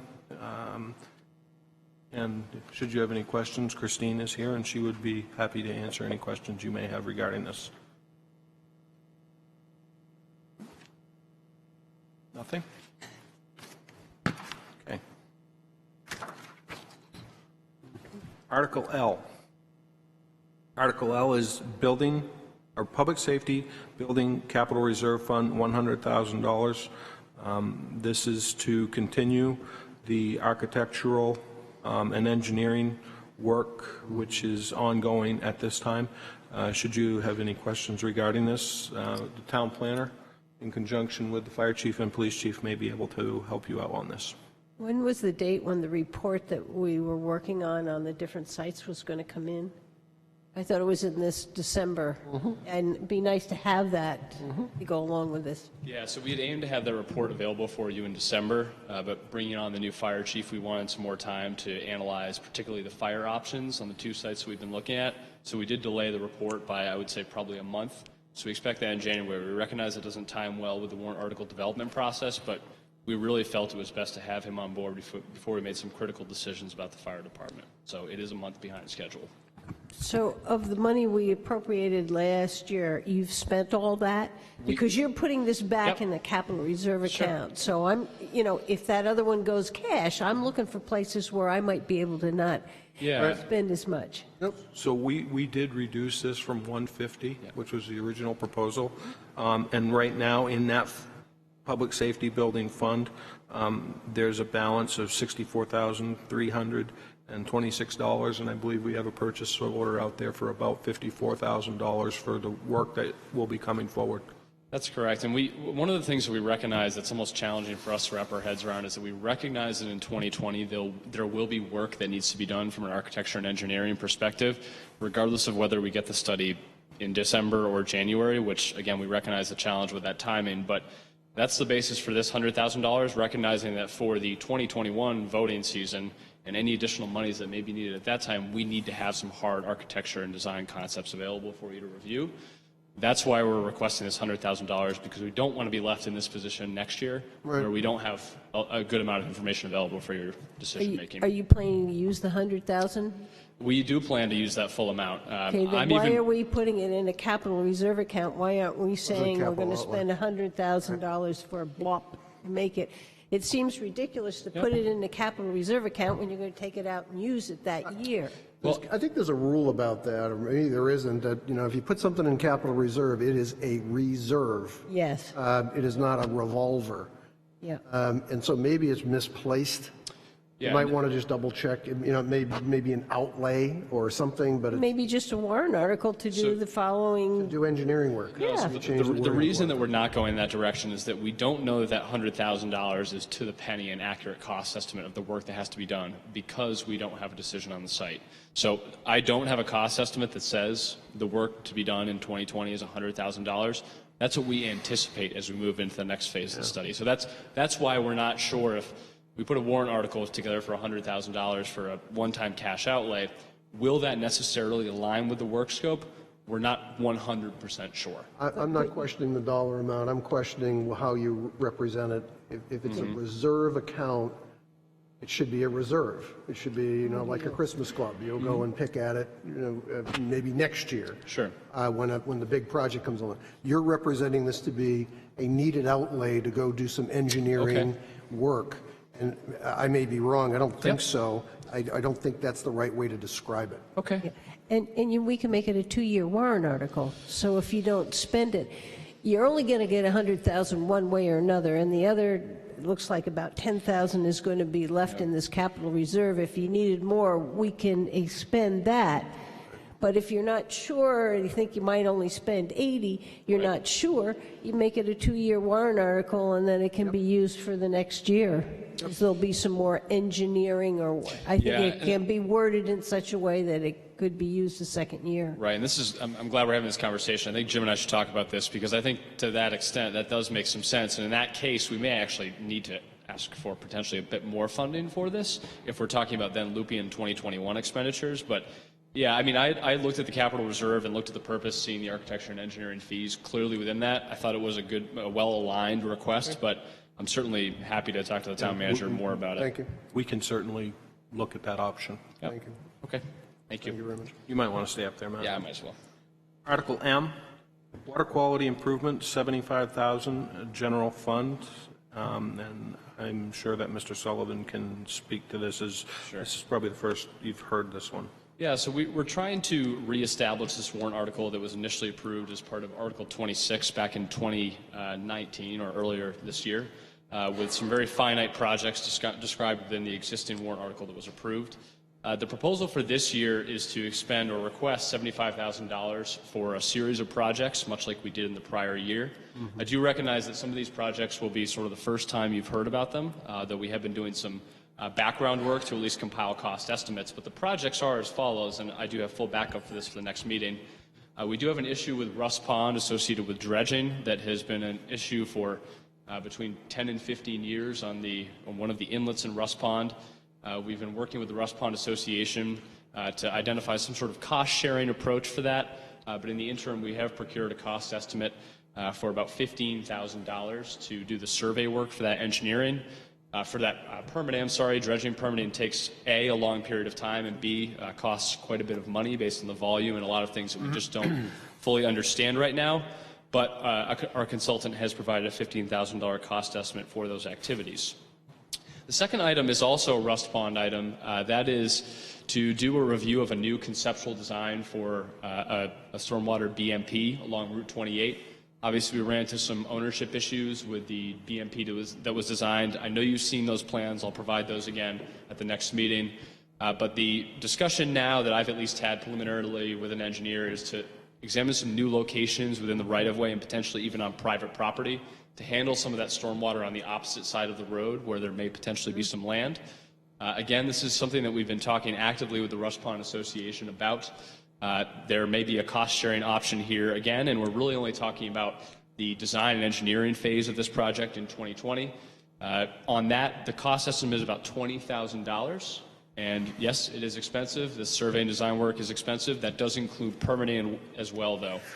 So that's, again, focusing on alternative property in the location of the Route 28 right-of-way for a potential BMP.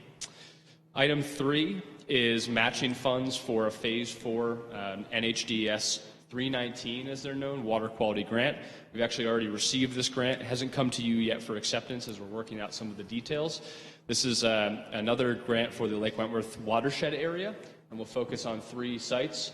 One is the roadside area adjacent to Albee Beach. The third is the Fern Avenue area. The second is the Fern Avenue area, and the third is actually at Pierce Camp Birchmont, a private property owner that we've been working actively with to talk about some perched beach. Where's the roadside area along Cary Beach? So I'll send those files to all of you so you have access to those. Is that duplicative to what you're doing? Albee Beach. Albee Beach. I'm sorry. Albee Beach. Yeah, send them along. So there are 3 parts of that grant. It's actually a greater than $100,000 grant. It comes in at about $160,000. I believe it'll be the largest grant that we've had for BMP construction in the town. Again, we've already been awarded it, but one of the requirements is that we have matching funds available to actually receive the grant. So my request will be for $20,000 to cash matched for that project. And the last item, which I think was shown by the first item on the agenda this evening, is to continue the efforts of the Cyanobacteria Committee. Particularly, we have some money dedicated to the assessment side of that and also the communication side of that, which are both doing great work, both on creating a website and sharing educational materials, and also on the assessing side to make sure that water quality is actually being tested and monitored actively. And that's about a $15,000 request to total us up to the $75,000 being requested there. One thing I do want to add to the language that you have in front of you is that I would like to amend this slightly for the next meeting to have this be a 2-year request. The primary reason for that is really the grant opportunity, that it will be a 3-year grant that we're accepting. And I'd like to have the flexibility to expend some of those matching monies in year 2, if possible. So it would be a 2020, 2021 request, if I'm allowed to do so. That's for $75,000 total. And Matt, the only thing I would suggest is, like you just did tonight, is maybe break this out with the amounts. Sure. For each one of them. Yeah, I think Linda had actually sent me a comment to that effect. Yeah, sure. And lumping it together. I can absolutely do that. Because people are going to ask, well, how much is this and how much is that? Definitely. Fair enough. Be happy to do that. Okay, thank you. Thank you. Thanks, Matt. Article N, the ASME contract agreement. That information will be forthcoming. The language is pretty standard to what we've used in the past. Thank you, Jim. Article O, Conservation Commission whiteface article. No tax impact here, and I believe that we have representation from the Conservation Committee here to speak to this warrant article.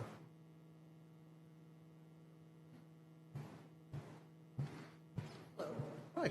I'm Lenore Clark, for those who don't know me. I'm the chair of the Wolfeboro Conservation Commission. I thought I was here more to answer questions, but a brief overview. The parcel we're talking about is about 118 acres in size. It was formerly 3 parcels that have now been all lumped together. I'm sorry, I don't know that. I think the tax map is on tax map 37. Whiteface Mountain is the highest peak in the town of Wolfeboro. And the parcel we're talking about, most of the land there is greater than 15% slope. So it's considered inadvisable to build on it. I'm not even sure if the zoning allows building on it. The town owns this land right now. We have built there's a 1-mile hiking trail on it. And what we would like to do in partnership with the land bank of Tuftonboro, Wolfeboro, is to donate a conservation easement to the Lakes Region Conservation Trust. And I'm happy to answer any questions if you have any. I have one question. There is no cost related to this. Correct. The Wolfeboro Conservation Commission has already spent some money along with the Tuftonboro Wolfeboro Land Bank for survey costs, for example. There was something in red that says amount to be decided. There's no effect to the tax rate. So there's going to be no figure in this warrant article. Correct. Thank you. Thank you. All set? Thank you. Article P. Article P is the recreational dock repair, $400,000, general fund, cap reserve, and grant. And Mr. Ford is here, and he should be able to speak to this particular project. So we've talked about this one, and this has come up as kind of a priority because of the surface condition of the docks. They're 20 years old, they're peeling and splintering, as well as structurally, the analysis, even though they seem to be adequate for what we have, structurally they don't meet code. So we have applied for a boat infrastructure grant. Big grant. And we won't know for sure until probably February or March. But that grant would bring us $130,000. We have $100,000 plus in the cap reserve, and we're looking for an appropriation of $170,000 cash. So for a total of what is the number there? 400. 400. 400,000. This would be phase 1 of the dock. We would then go for a second grant next year to finish the rest of the recreational docks, and then the third year we would go then for the stabilization of the wharf on certain areas. But this year here, the idea is focus on the big grant, and this would be the docks when you're looking out of the lake from the boat ramp to the left. And we'd also cover repairing the concrete issues we have and the rocks at the end. So we're hopeful that this will come through. The only question here is the wording, and that's something where do we want to set the money up? Again, this gets back to the question you said about cap reserve funds. Right. We have one set up here. Do we want to take the $170,000, put it in there? If for some unknown reason we don't get the grant, that could kill the project. So if we put this contingent upon getting the grant, then no money goes forward. We've planned for $170,000 cash, it doesn't get approved. That's something to think about versus taking $170, put it in the cash in the capital reserve fund, because we know we have a continuum of projects going on, and then that would be used to match this grant. And so something to think about.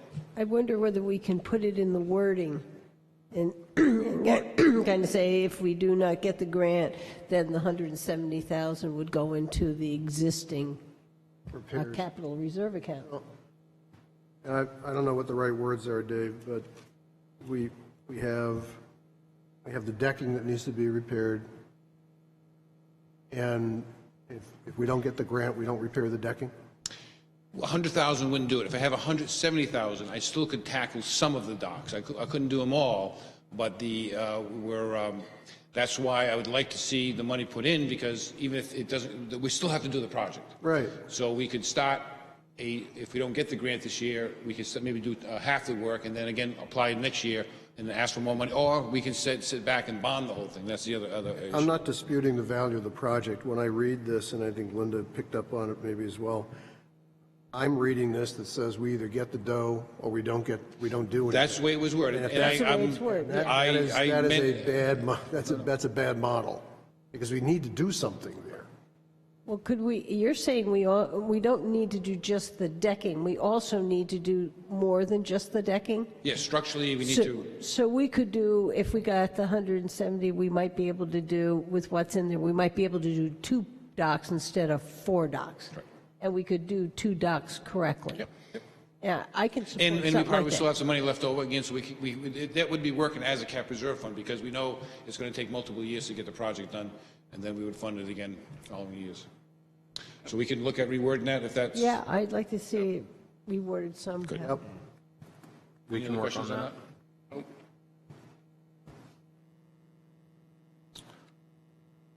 Nope. Article Q. Libby Museum renovation and expansion, amount to be determined, and this would be under the general fund. We still have some more work to do on this to get the number better identified so that we can plug it into this warrant article, and we will see what we can do there.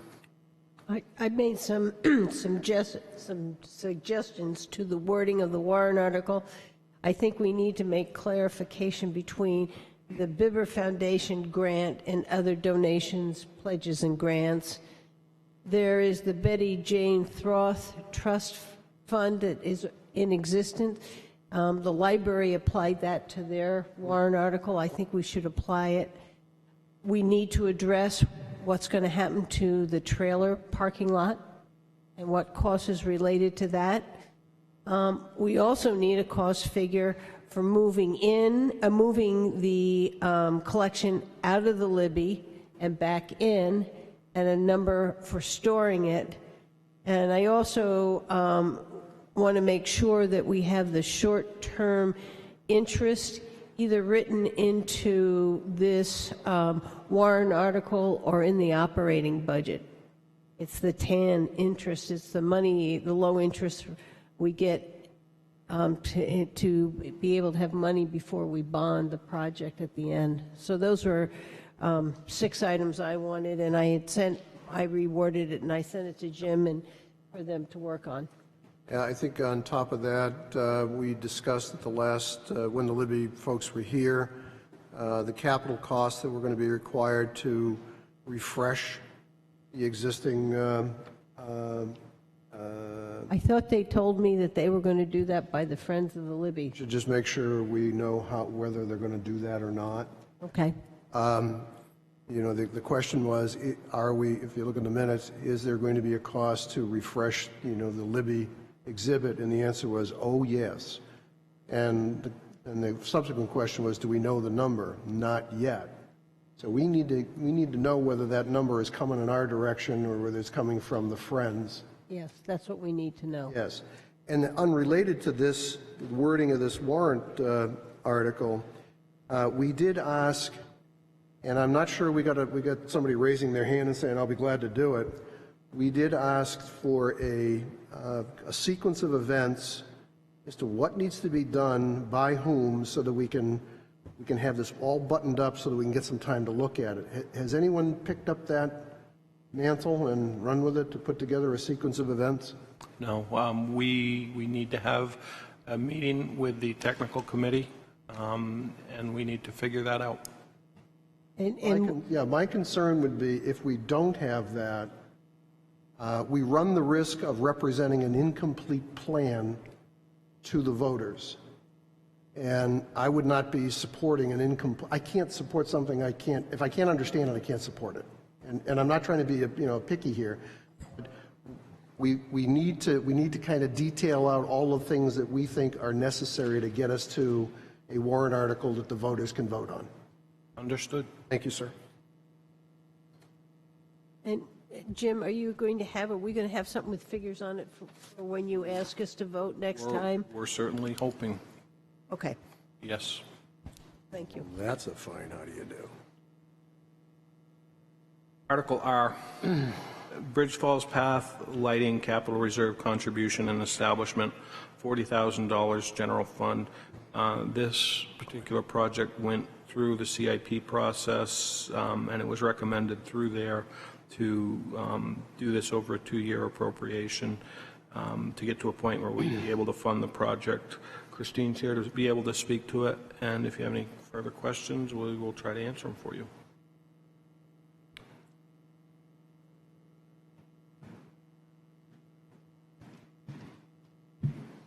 Hi. Hi, everyone. Christine Collins, Parks and Recreation Director. This is for the lighting that goes from the beginning of Fossfield all the way to Route 28, right before it crosses over. It's called Bridge Falls Path. The wiring in there is over 25 years old. We had a lot of issues last year with lights being out, so we had an electrician come in, replace all the lights, do what we could do, but it is going to need to be replaced. So I did get a couple different quotes. What I would like to see, just because we have lights at the chamber, lights on the other side of the path, and then the lights at Bridge Falls Path, coming up with the funds, a plan that kind of matches all the lights where we need to be. Also looking at LED or a better way to light that path with less impact, and having it on a better timing system, whether it's either a timing system or it's actually going with I don't even know what the word is. But anyways, they came out and did a whole thing. It was a company who actually did Huggins and went through and did their lighting system. So They did a great job. yeah, there were a couple different options. So when I went to the CIP, they recommended starting the reserve, and then from there, we would figure out what the plan is. Christine. Thank you. Thank you. Thank you. Thank you, Christine. Thank you, Christine. Article S, Water Department backhoe, $120,000. This would be through the water fund and no tax impact, and Mr. Ford would be able to speak to it if you have any questions. Question? We're cool. Thank you. Thank you, Dave. Thank you. Very concise. Thank you. Article T, this is a new warrant article. We have received updated language to this from council, but this would be to establish an accrued leave capital reserve fund. It would actually be a expendable trust with an initial deposit of $100,000. And this would be to fund employees who have leave time on the books and buying out that leave time and the wages associated with it and the benefits, retirement system, and Social Security. No problem. No questions? No problem. Article U, this is Police Special Detail Fund, $59,255. Special Detail General Fund combination for the purposes of a new cruiser, and Chief Rondo would be here to be able to speak to anything you may have regarding this particular warrant article. I have a couple of them. The first one, it says Police Special Detail Fund, and I think how it should be labeled purchase of a police cruiser, because that's what we're really doing. We're not, the main emphasis is not on the detail fund. And I reworded it, I've given it to Jim, and that was, and it was just on some of how we talked about the 13,000. The 13,000, you have to have the number written out and then the numerical number. There were a few things like that that I added to it, and I gave it as a draft, but definitely the other issue is that it says who should be designated to sell the old cruiser. And if we are consistent with last year's warrant article, it should be the Board of Selectmen. And I think it should be the Board of Selectmen because the Board of Selectmen has authority over town property, and I see the car as the town property. And I think one of the things I've said to Jim and what I wrote on this is we need to be consistent from year to year on how we word things. So I don't know how anybody else feels about that, or whether you were able to look into that at all. Got that far, yep. Yep. Okay. I have a second question on this. And maybe you've already provided it. The cruiser comes, it's a kit. I'll try to describe it this way. The cruiser comes equipped with stuff in it, so it has lights, a light bar, and it's got a mobile data terminal and all those things in it. Has PD provided or drafted what is now an appropriate kit for a cruiser, so that we can just order up another one when another one's required? The reason I raise this is I know that you had a kind of on the side you had stop sticks, and there was a mobile radio, which doesn't have to do with the cruiser, but it's stop sticks and other things. And the question is, should stop sticks now become part of a cruiser kit? Yes, I think the answer to that question is yes. The answer to your first question is yes. In the original capital outlay, we outline all the equipment that is in the vehicle. Some of that equipment we can get on a grant.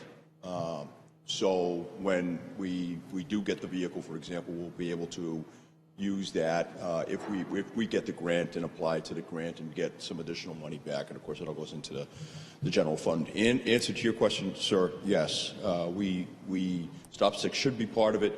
We do have the recommended layout. I want all the cruisers equipped the same way. My cruiser all the way down to the lowest ranking patrolman. If there's ever a crisis and someone needs to grab a set of keys, it's not like we have as many cruisers as Boston PD. So if somebody needs to grab a cruiser, we don't. No, come on, I don't have that many. But if somebody needs to grab the keys, they need to jump in my cruiser. They need to know where the rifle is. They need to know there's a shotgun. They need to know the stop sticks are in the back. They need to know where the first aid kit is, so forth and so on. So yes, the answer is yes. So just because I haven't been following the ball here for a couple of days. So there was 3 incremental items that were going to be added on: stop sticks, a mobile radio, which was for the canine officer. That's right. I think you're confusing two things. First of all, that equipment was ancillary. It was the equipment that we already had laid out as part of the vehicle cost. That was additional equipment that we needed. Okay, so don't worry about that. That's taken care of. That's a side issue. Okay. That's taken care of. So yes, this warrant article, the funds in there, the $13,000. Last I knew, that was in that detail revolving account. It might be a little bit more, probably is by this point. Right. All that will come off the top. I think the final amount came to, was it 46,000 or so? Yes. It should be in there. 46,255. Yeah. So, and that's actually a really good price for that cruiser and all that equipment. And we should leave some money in that account to keep it current. Yeah, that would be, I don't care what it is. There's some money amount right. Everybody should decide on that we always keep in there. To and keep in a few years, we'll probably be back, because I think that's going to get us pretty down to rock bottom at that point after this purchase. But just be mindful, and just so everybody knows, Truth in Advertising, that account is going to continue to generate, whatever you want to call it, surplus, extra. It's just a fact of life. It's going to happen. It's going to continue to happen. Yeah. And it won't be happening at the same level, because we fixed those problems. I sure hope we have, Dean. Yeah, we have. And but it will generate a little bit of revenue every year. Just so I'm clear, the car may turn out to be different. It could be a Taurus, it could be a whatever, but the model, the standard model of things that go in that car is now documented. Yes. So that we can kind of. Yes. The goal is to standardize everything, get to one model. Okay. Right now, I have 3 separate models in the fleet. We want to get to one model where all the equipment is transferable, and that's going to lower the cost. It's going to drive those costs to cruisers down.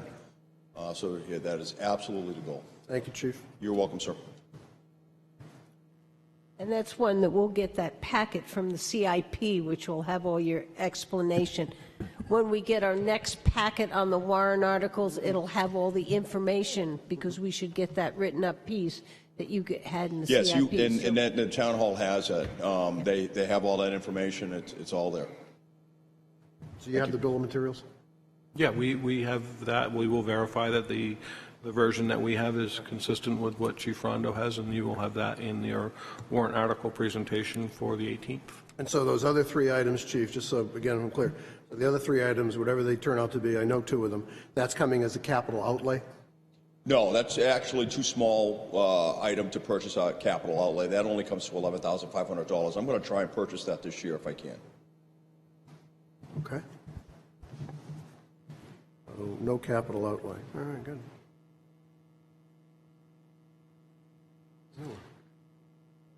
Article V.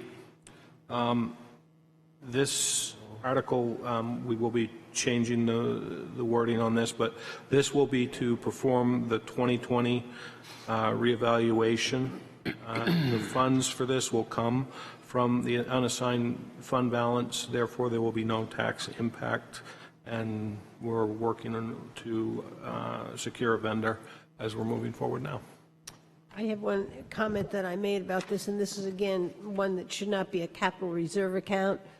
We're going to spend it in 2020. It should come from the unassigned fund balance at the end of this year, and we'll have an amount. So that was my comment on that one. Mine is just procedural. We're good to spend that money out of that account for this purpose? According to council, we are. That's good enough for me. And just so you are aware, when the tax rate was set, we had a balance in the unassigned fund balance of 2.7 million. So we've got the funds in there to be able to do it and still be in very good shape as far as with DRA regulations. DRA says 10% of general fund? DRA has a minimum of 5% of all funds. See? Oh, that makes sense. Well, but that, Right now, we're sitting at 7.35%. Of all funds. Of all funds. We're in the median. Exactly. We're halfway between minimum and max. Pretty much maximum retained is 17%. Yeah, okay. So we're in good shape. so when we did that, that's just the extra in the general fund, not accounting for any of the other funds. Yet they calculate it using all the everything. And did you check with them that we couldn't use the surplus in those funds as in calculating that? I haven't got to that. Okay. No. I think we have to assume it's all in. You know, I was looking at the bond bank letter of agreement today, and I think it's pretty clear that, you know, the town is the holder of the bonds, and so I'm sure that Only thing I'm asking whether the surplus in the electric fund could be counted also. should be. As the surplus, and it isn't. Yeah. Well, That's why it was my question, Paul. but yeah, and I just going at it the other way in terms of indebting the town. We're the backstop for everybody. So on your side of the equation, we should be able to use that as a part of the calculus. Yes. You know? Yeah. Paul, we need to be consistent, right? No way. There's no way. We're not doing that. Can't do it. Not possible. Illegal. So we'll have the actual numbers in a couple of weeks.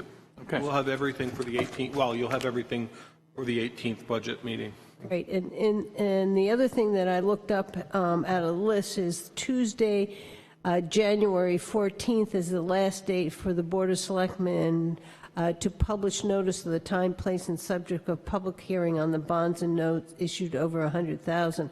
So that means we have the 18th and we have the first meeting in January, and at that point we're going to have everything done in order to do that on the 14th. Yeah, and if I remember correctly, within the Budget Committee's schedule, I think they're going to be looking at warrant articles on the 30th. 30th of December. Wow. Okay, next on our agenda is Plan New Hampshire Charrette Application Letter of Support. Hello, everyone. Hopefully you got my materials in the packet, which included 2 maps, I think a series of photographs, and also a request for a letter of support from the Board of Selectmen for an application to Plan New Hampshire. I won't go through the details of the charrette. I know I've had, I think, 1 or 2 opportunities to speak to you about this program in the past, but wanted to at least give you a better sense of what the area is that we're looking at for this program, as well as share, hopefully, I think enough material for you to support a letter of support to the program this evening. You'll see that I've identified some focus parcels as part of the charrette area, and I believe you did get a colored map so you can see the shaded areas showing the focus parcels, all of which are municipally owned. One of the things that I was sensitive to when I was putting this together is that I didn't want to have any focus parcels that we weren't really in direct control of as the municipality. So I've tried to stay away from those, recognizing that many of the parcels within and even adjacent to this focus area or the charrette boundary may be subject to the charrette activities, meaning that there might be connections or sort of synergies of usage between those other parcels. The charrette program will involve a substantial amount of community outreach, hopefully in April or May of 2020, depending on when we actually can get the grant awarded, assuming that we are able to. It will involve a Friday and Saturday program and presentation involving a team of professionals coming into the community to look at sort of our needs, challenges, and come up with some recommendations and also some really nice visuals that hopefully will guide us with comprehensive planning for this area in the future. And that's really what we get for the $6,000 that's being requested as part of the Planning Department budget that we modified at a recent meeting. One of the things that I do want to point out, I did get some questions about this, particularly on the planning board side, that this was sort of a criticism of any of the work that the municipality has done or Wolfeboro has done in this area in the past. It certainly isn't. In fact, I think it's a recognition of the investments made in the Glendon Street parking lot, certainly the Foss Field Pavilion, the railroad station, and hopeful investments in the municipal electric generation building, the freight station, and the community center. I think it's really about leveraging those potential opportunities, and that's what we want this charrette program to focus on. So it's certainly not a criticism of any of the hard work that's been done in years past. With that, I'd be happy to answer any questions that you might have about the letter of support. We're hopeful to submit in the coming week here, actually. We're waiting only on a letter of support from the planning board and a final version of the charrette application. I'm certainly happy to share that with you if you'd like, but my objective for tonight is to have a general support from the selectmen to the application. I have one when I was reading this and looking at it, and the one thing I was wondering, are they going to get any information, like the master plan facilities chapter went into detail about it? Yep. We also have some things planned out in our CIP. It seems like those are documents they might. Yeah, really good question. The answer is yes, but there are 2 ways that they're going to get that. One of which is we're asked to expand on some of those things in the actual application. There are some direct questions about how specific parcels and also this general area fits within our master plan, so we will make specific comments about a lot of the facilities that are referenced in that community facilities chapter. But beyond that, we will be giving them a package of information if we actually get the grant that will include documents like the community facilities chapter. The whole master plan may not be the best way to convey our priorities, but certainly the implementation chapter of the master plan, I think. And one other thing that I did want to point out is we actually had the opportunity to meet with the Plan New Hampshire folks on site, or the director, I guess it was actually 2 months ago, and had an opportunity to walk her through what a potential vision for that area might be. So I think we've conveyed some of that potential reusability and certainly the existing conditions of some of the buildings in the area. So the short answer is yes, Linda, we will convey that information to them. So on that data, will we be providing them with our carrying costs for these facilities? No, we wouldn't be providing them with carrying costs. I think that providing carrying costs assumes that we know what the reuses will be. And No, the carrying costs, would it cost us to maintain those buildings right now? Oh, we certainly could do that, Cost to carry those buildings on our books? Existing carrying costs, yes. Yeah, no, Paul, I hadn't planned to do that, but I certainly could. I don't know if it's any value to the Plan New Hampshire folks or not. I think we should make it clear that these facilities, we're currently expending operational money on these facilities annually, and there are questions about whether or not that's the right thing to do based on their current state. So I think if we can, to the extent that we can reflect that in the application, I think that is an important thing to present. Like the community center, has been a topic of discussion for decades. Mm-hmm. And of course, at one time, one of its great potentials was that was a rare opportunity to get meeting space. Today, we don't have that need for meeting space. Mm-hmm. yet it used to be the fire station and everything else. And I'd just be interested in following what your thoughts are. Not now, but should it be torn down? Should it be fixed? And we all walked through it about a year ago, too. Yeah, and just to kind of clarify, this report won't tell us knock it down, keep it, but it will help us think about what the area could be if we choose to do either of those two things. And I think that's the important part. But from what I'm hearing, I think that conversation about the community center in particular will become much more relevant in the next year as we begin to look at this area, I hope. Somebody want to make a motion of support? Move that we support the application. Second. Any further discussion? All those in favor? Aye. Aye. Thank you very much. Thanks, Thanks, Matt. Matt. Good job. Okay, next, preambulation of town lines, New Durham. As you can see, we've received a letter from the New Durham Board of Selectmen. They've already initiated some of their reviews of their town lines, and they were interested in meeting with us to walk and go through our town lines. Just looking for some direction from the board. I would like to be part of that. The town line, New Durham, Wolfeboro goes through our house, and periodically they like to move it. We've been all over the place, so I'd like to make sure our house stays in Wolfeboro. It's been out of Wolfeboro, in Wolfeboro, half of it in, closets in, you know, so. Tax rates. Yeah. Oh, I know where the tax rates are, because we pay, but I'd like to make sure I Okay, so I'll keep an eye on that. reach out to them and Okay. coordinate that. Perfect. That's good. Thank you. That's great. Okay. Oh, no. Is there an expectation that staff participate as appointees to that process? I just want to Yes. clarify. Okay, Oh, absolutely. because the statute requires that you appoint someone. If obviously you're going to do it, Linda, but if I'll you, appoint you to go I'm with not making the offer. I wasn't making the offer, but me. You're on. Ron, you're in. but it You're does in. it does ask that you do that. So Yeah, okay, you got it. Great. Put that down. You need a vote on that? Mail your Second. qualifications in, please. Second. Okay, Birthday. All those in favor? You're in. next is contract extension for assessing services. So, as you're aware, we are in an agreement with a vendor at this point to provide us contracted assessing services. The contractor originally wanted to do a 2-year contract. I felt that a 1-year contract was more in line based on the fact that we're going through reevaluation in 2020, and then in 2021 we'll begin the cyclical update. So it seemed to make sense to have a single-year contract, to which he agreed to. So that's why you see that in front of you. Okay, somebody want to make a motion?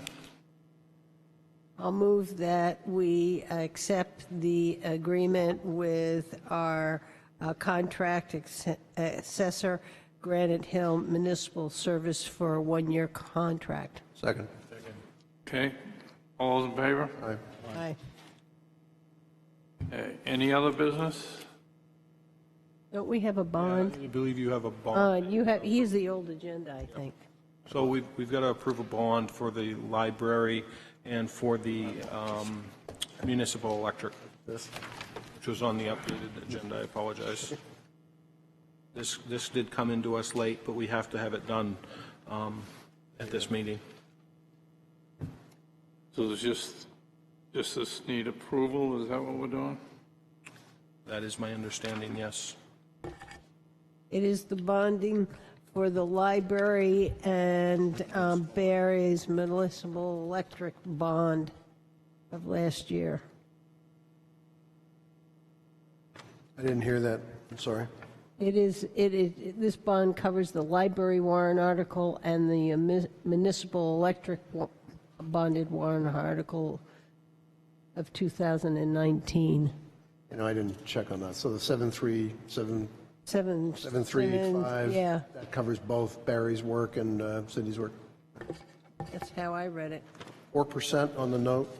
That's what it said. That's the maximum 4%? I believe that's a maximum. That's a maximum. Okay, somebody want to make a motion to approve this? A second. Second. Any other discussion? Those in favor? Aye. Committee reports. Paul? Budget meetings, that's about all. I took some time off. Fred? Yeah, I haven't had any meetings, but I just did want to let everybody know that tomorrow night here at the Town Hall, there will be a presentation by Rick Vanderpool, who did the inventory and a study of the trees and the species up at the museum property. Wow. Pretty cool. It'll be open to the public and stuff here at, I believe, 6:30. Am I right, Matt, on that? Yep, right here in the Great Hall, so that's it. I had no meetings. No meetings? I have one other business. I just want to let the public know that January 14th is the last day for voters to petition the Select Board to include an article in the town meeting warrant. I just want to make sure. I know there's some people out there who have some petitions regarding our beaches. I had a meeting of the Friends of Pop Whalen. They're working on the rink and upgrades and getting some cost figures. The Special Events Committee of the EDC met today. We have all our events scheduled. Our flyers are ready to go. We've got it going on Facebook. We have articles in the paper, and if any of you saw the parade, we had it on the side of the fire engine, and a group of us walked down, so we're hoping we have a good turnout. Tomorrow morning here, 7:30, is the Chamber quarterly meeting, and I will be trying to present to them our warrant articles, so I'll do the best I can with the drafts that I have. Cheer you on. Huh? I'll cheer you on. Yeah, well, you can come help. I'm not going to say anything. And that's all I have. Our managers report. Budget meetings, we had also a follow-up to a budget meeting. Had a meeting today with the chairman of the budget committee regarding improving the process for the remainder of the meetings. That was very productive. We got a lot of positive feedback from him, and we think we've got some things that we can do to streamline it. I did receive a telephone call today, an item that we kind of, it fell off the radar regarding the Masonic Temple. Yes. We're going to have to revisit that. I'll put that on the agenda for the next meeting for the 18th, and we'll try to get some more information on that. We also received a letter from an individual concerned about the interface of hunters and people using the Abenaki trail system. Just as an FYI, there seems to be some concern about hunters out there and the people walking on those trails. So I think there was an article or a writing in the Granite State News about that today. yeah, so we're working on some items as far as staff, but just be aware that this could be something that is coming down the pike in the future. We've also had some discussions regarding winter bicyclists and Nordic skiers on the Wolfeboro Cross Country Ski Association trails on town property. We've tried to have some mediation meetings. I think we've made some progress. Just be advised that this is something as well that we're working on, and it could be coming down the pike, looking for further direction from the board. I did receive a letter yesterday afternoon requesting to speak, the Chamber's requesting to speak on behalf of the Snow Machine Trail to the lake again. So that will be on the meeting agenda for the 18th as a primary discussion point. They want to have that again? They would like to have it again. I've had 23 people say they didn't want it. Yeah. So there's definitely a divide amongst the people who do and do not want that trail. So that information will be forthcoming to you for the 18th meeting. And the last item that I have is just a point of clarification. Do you need to see the default budget before it goes to the board or the budget committee? We always have approved it first before it's gone to the budget committee. Okay, so we'll have that for you on the 18th for your approval. And that's all I have, Mr. Chairman. Any questions from the press?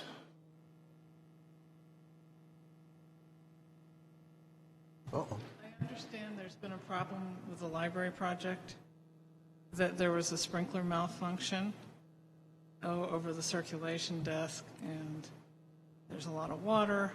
I don't think any books were damaged, but the library will be closed for this week. Yep, that is correct. And So, But it was in the construction area, not in the book area. but the library is still closed. The library will reopen on Saturday morning. Was it a sprinkler system issue on top of the desk? It was a sprinkler system Okay. issue within the facility. I do know the fire department responded. Don't really know what the cause is at this point, but we do know that it is essentially on the contractors at this point, not us. I'd kind of like to know them to get some kind of idea on why it happened, because... It's very weird. They can leave, and then we don't want 6 months from now that thing to happen. It's very weird. Okay. so that's what they're dealing with. Very weird. Yeah. Next question. Any questions, public input? Suzanne, how are you? Suzanne Ryan. I'm here tonight to give the Board of Selectmen a petition warrant article under RSA 39(3). 25 or more legal registered voters may present to the board a warrant article, for which I have copies for everybody. And the original, the chairman or the town manager, who would like to be responsible for it? Town manager? Give it a Mikey. Has to go to the town clerk to get verified.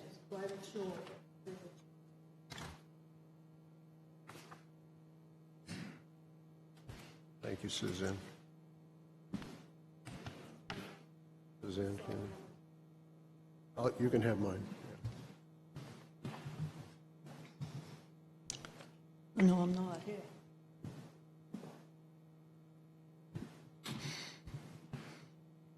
It's basically for Albee Beach, to protect and preserve Albee Beach on Lake Wentworth from overuse and degradation, thus to ensure protection of the town's asset for generations to come by directing the Wolfeboro Board of Selectmen to revise the Town Beach Code Ordinance, Chapter 16, beach parking, to limit the use to Wolfeboro residents and/or taxpayers, their families, and registered guests.